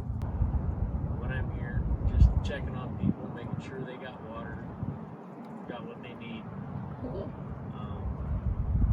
So if you do stay, I'll see you again, but that's all I'm doing. Right. Nothing spooky. Okay, well. If you need water, I have a hose outside that runs all the time. You're willing to stop there, fill your water jugs, whatever you need. And those that I get to know well enough that I trust, they're welcome to actually come in and use the shower a couple times a week. I'm not home. My wife is. My children are. So if you need a shower, you're welcome to, come by.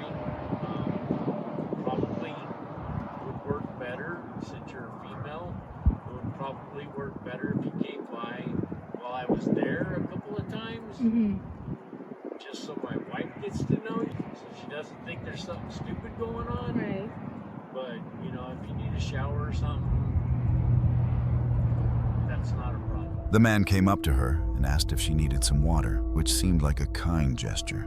After all, who wouldn't want to help someone alone out in the desert? But the conversation should have ended right after she refused. Instead, he kept talking, and she started feeling uncomfortable. Then he said something strange. If she needed a shower, she was welcome to come to his house. Now, if anyone ever says that to you in the middle of nowhere, take it as a serious warning. He eventually walked away, and for a moment, she felt safer. But the sense of safety didn't last. He returned not long after, and something about him felt even more unsettling. Hey. Hi. So, you have a guy Uh-huh. on the mountain up there that is watching you with binoculars. Okay, well, that's unnerving. Well, I guess I won't be staying. Well, it's not that you can't stay. Just, I'll be honest with you. Yeah. The other side of the mountain is safer. Really? Yes. Okay. He's driving a older Dodge pickup. And he told me he comes out here and offers water Uh-huh. to people. But I would stay away from him. So did you catch him watching me, or did he just tell you that he was watching me? When I pulled up, he had his field glasses up, looking this direction, and I was like, what are you looking at? Yeah. Well, I'm just looking to see if there's anybody that needs water.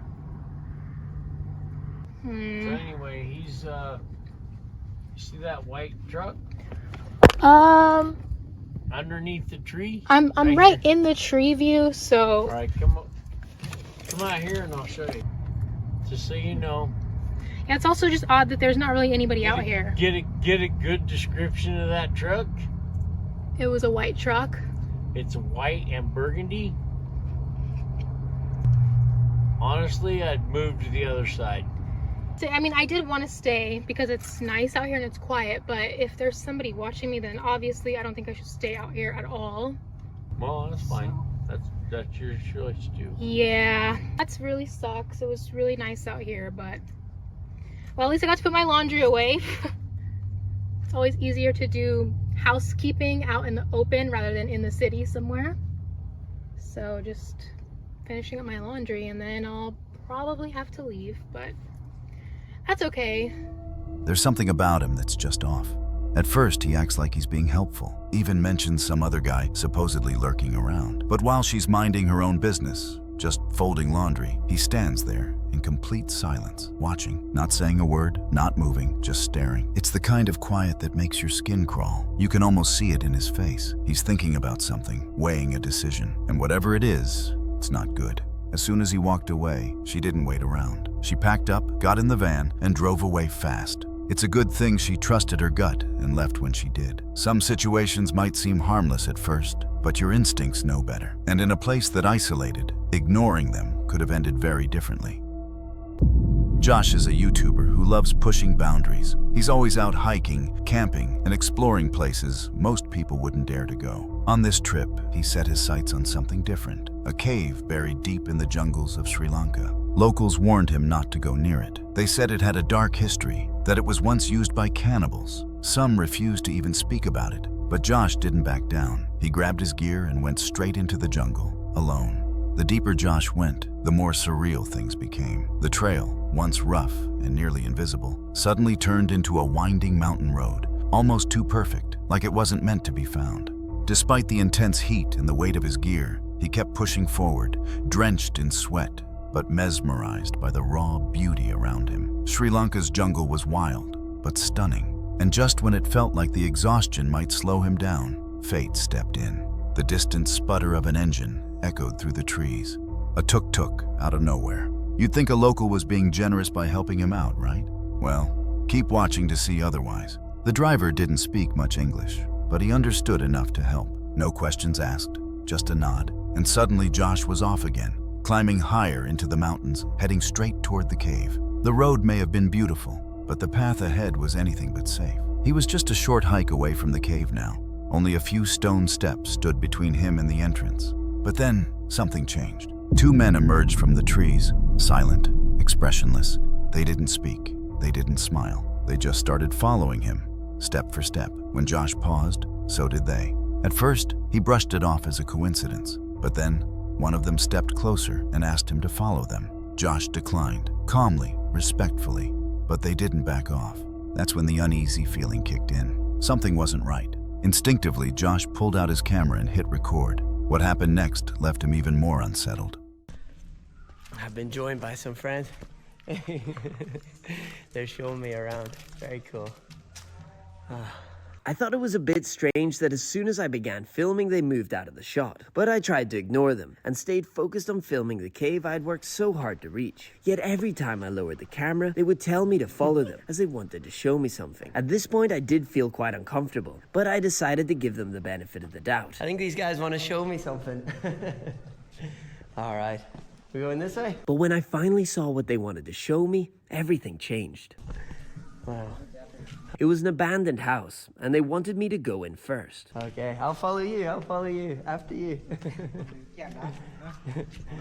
And at this point, out of the corner of my eye, I noticed one of the men was moving behind me. And at that moment, my gut instinct kicked in loud and clear. Get out now. I'm just gonna get one more shot, okay? One more shot. Oh, sorry, I'm just shooting, filming, and doing more. And then I'll come, okay? I stayed calm, acted like I wasn't suspicious, and slowly walked back towards the entrance. But it seemed like they didn't want me to leave.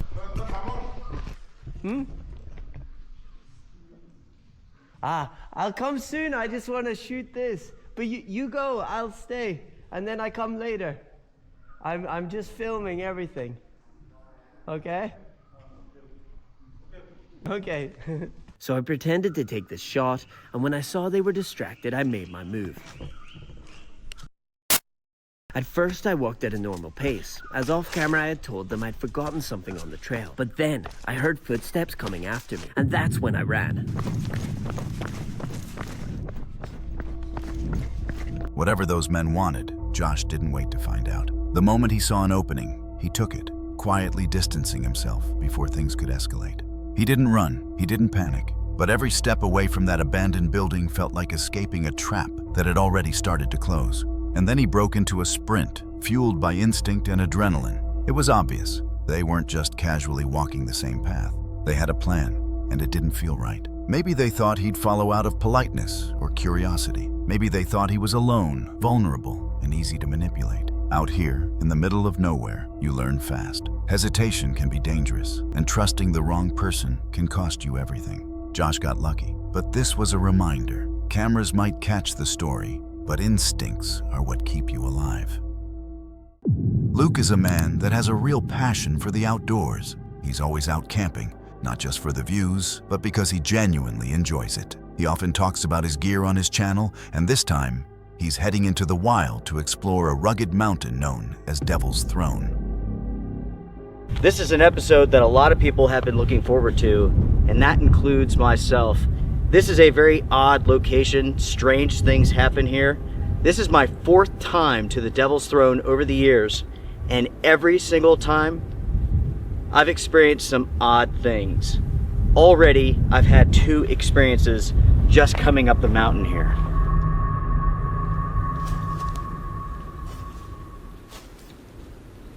I'm not alone up here. Something is with me. I hear footsteps, I drop my pack, I take off running, I can find nothing. I make it back to my pack, I'm hearing footsteps again. As you can see, the weather is thick with fog, making his journey feel even more unsettling. Something strange happens every time he visits this place. Even before reaching the mountain, he began hearing strange, unexplainable sounds. These weren't just wind or rustling leaves. They were footsteps very clear and heavy coming from right in front of him. Yet no one was there. But he stuck to his plan to spend the night completely unaware of what was about to happen.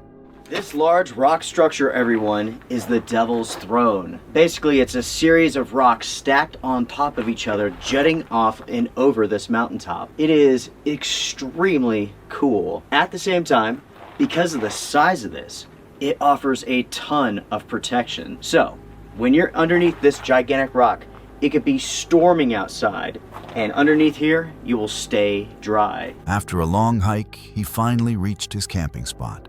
He unpacked his gear, made himself a coffee, and sat back to enjoy the calm.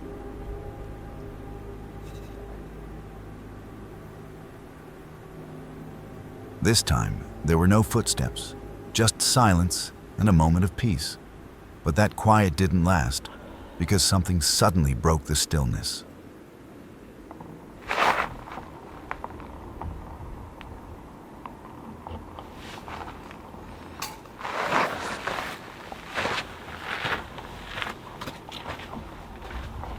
I wish I could tell you all what that is, but I do not know.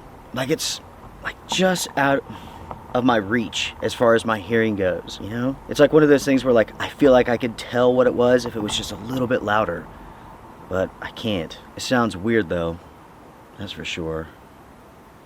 Not once today have I felt like I was alone up here. When I was hiking up the mountain, I heard footsteps. I heard that strange noise. I hear it again now. This is part 4 of the Devil's Throne series, and likely it'll be the last part.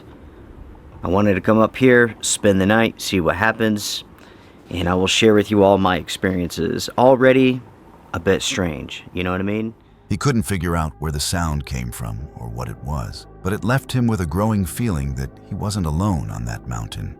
Later, as night fell and he started preparing his next meal, things felt quiet again until he sat down to eat. That's when he heard it again.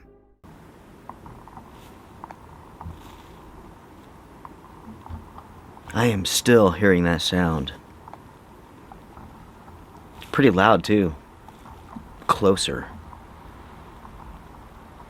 Unfortunately, it's too foggy, the rocks are too wet to go mess around in the dark. I have to stay right here. Basically, I'm hunkered down for the night.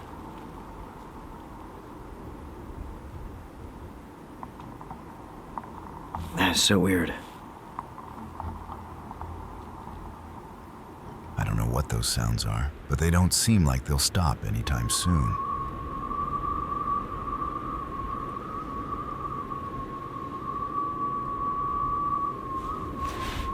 There's that noise again.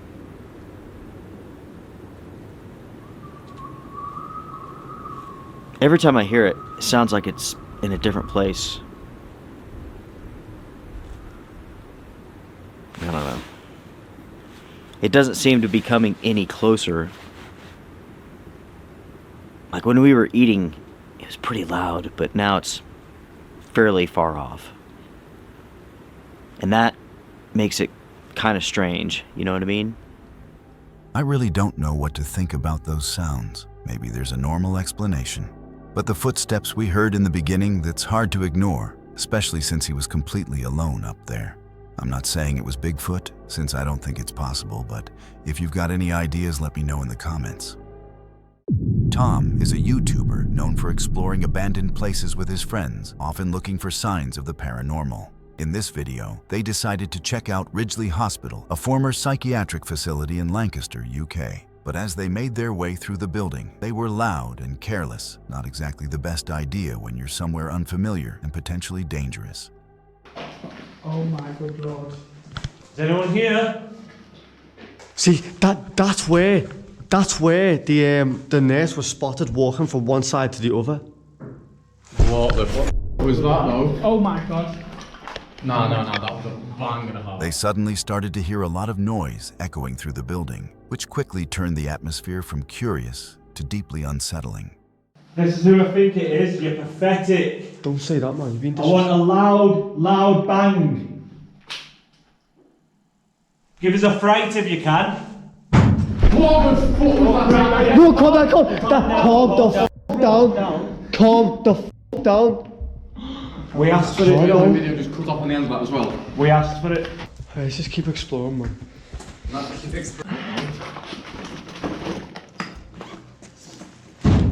Don't run. I'm getting me EMF out. Don't f***ing run.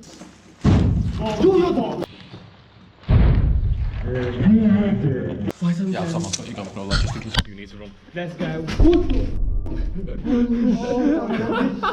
That was pretty bad. Keep calm. No, do you reckon anybody's here? No, I don't like it. No, we're not scared of you. Legs are shaking. Oh yeah, well I am scared of you. I think someone is here now, to be honest with you. Come, let's go. What the Let's go, guys. Despite the unsettling noise, they chose to keep going and explore even deeper. They headed up to the first floor to see what was there, and that's when things truly took a turn. What? Be careful. There's someone there. Just like, see who it is. It might need help. Hello? Hello? What? Go! Come! Yo!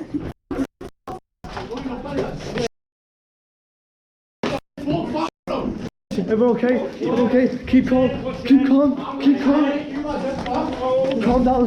Yo, are you okay? I'm going down. Oh shit! Fuck this geezer! You okay? Go! I fell. Go! Wait, which way? Hurry up! Man! What the f***? Don't! Hurry up! Get out! Stand the door!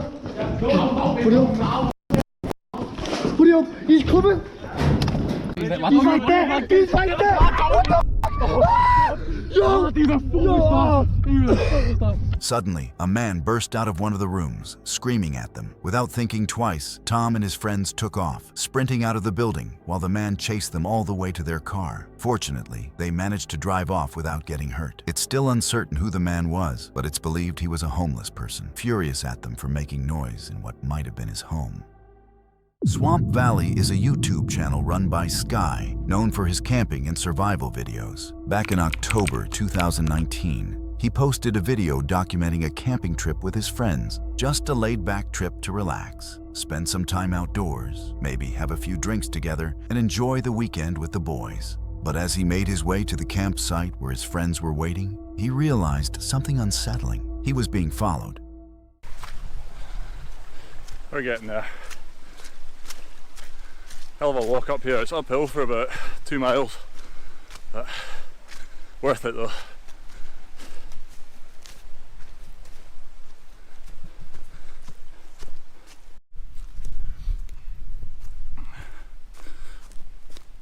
Right, I don't want to sound like a big pansy. This is really freaking me out. Somebody is actually following me, and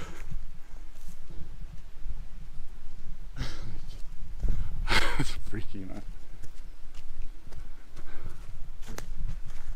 What the? Like,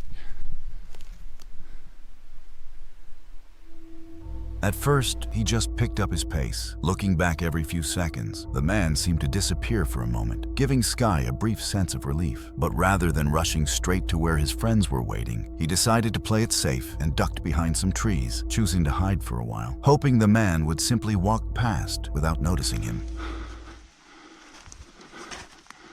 Fucking hell. He was right here.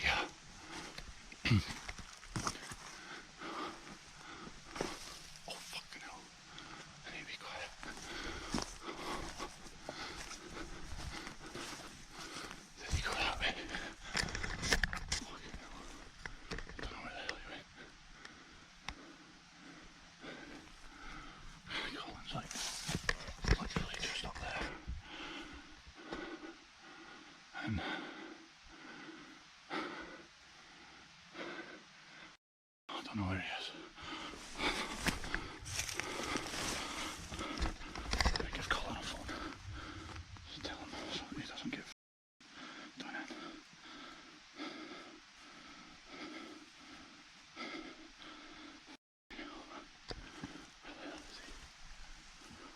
in. Oh! Oh! Jesus! You know! Oh! You know! The fuck! Fuck it! Jesus!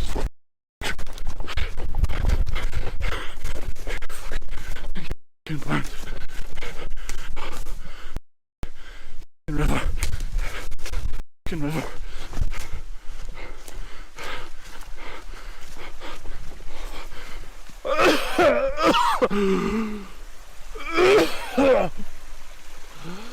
Oh, fuck, it stinks. Oh, hell. Get the fuck away from me! Get the fuck away from me! Ah, fuck hell. Ah! That plan didn't exactly work out. Out of nowhere, the man reappeared, this time pouring gasoline over Sky. And then, holding a torch in hand, he began chasing him through the woods. As intense and terrifying as it all looked, it was later revealed to be a Halloween prank. Still, the way it was filmed and set up kept everyone hooked. And for a good reason. It felt disturbingly real, right up until the very end. This video comes from a YouTube channel called Off the Walls After Hours, known for exploring creepy places at night. In January 2025, they uploaded a video where they visited a mysterious area they only called Site H. They didn't reveal the exact location, just that it was hidden somewhere in the woods, surrounded by sand dunes. At first, things seemed normal. They made a fire, hung out, and planned to enjoy a quiet night. But as it got darker, the atmosphere started to shift. They began hearing strange noises coming from the trees, like someone or something was out there with them. What was supposed to be a fun night in the forest slowly turned into a creepy experience they weren't prepared for. Okay, so we decided to go adventure, and on our adventure, we stumbled across a carcass. This is nuts. We are literally in the middle of the woods. This is giving me chills. That is crazy. Alright, let's keep going that way, I guess. Or, yeah, up the hill. Okay, explain what's going on.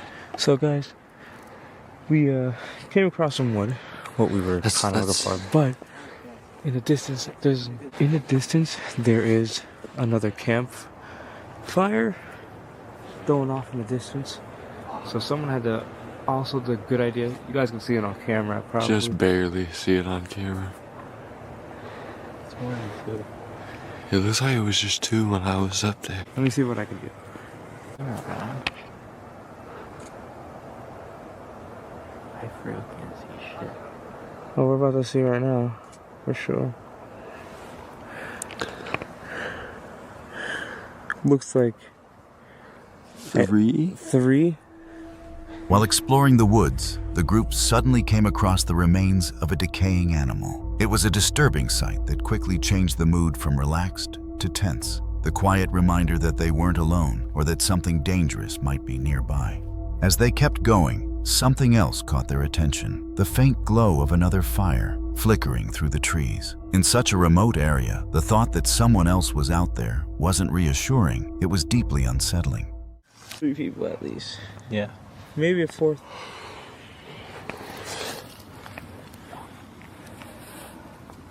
I could have gotten closer. But I have to go all the way around anyway. There's no way we're gonna be able to trek back to where we were. I have no clue where that was. we're in the dome. Hold up, there's something right here. Go this way. I think we went through this. Alright, we just made it back to camp.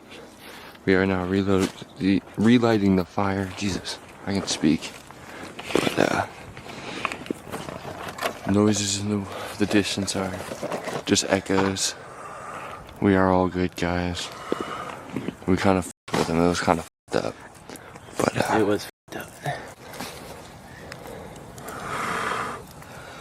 Yeah, you're blowing it, Father. Try to get the fire to go. Yeah. But I blocked it with that big piece. What's up? What's up? How you doing, Pookie? Really One of the guys decided to walk a bit closer and took a photo, saying he saw 3 or 4 people standing near the fire. They didn't get too close or say anything, but the fact that someone else was out there in such an isolated place made everyone nervous. The group quickly went back to their own campsite, but the mood had totally changed. They tried to get their fire going again and calm down, but the feeling of being watched just wouldn't go away. It could have been a random group of campers, maybe just a strange coincidence. But when you think about the location, the creepy carcass they found earlier, and how quiet that other fire was, it starts to feel like something wasn't right. So what do you think really happened out there? Was it just a strange coincidence? Or were they being watched by someone hidden in the woods? Share your thoughts in the comments, because this one definitely leaves us with more questions than answers. That's all for today. Make sure to subscribe and hit the notification bell so you don't miss the next video. Don't forget to leave a comment with your favorite encounter. And as always, thanks for watching and stay safe out there.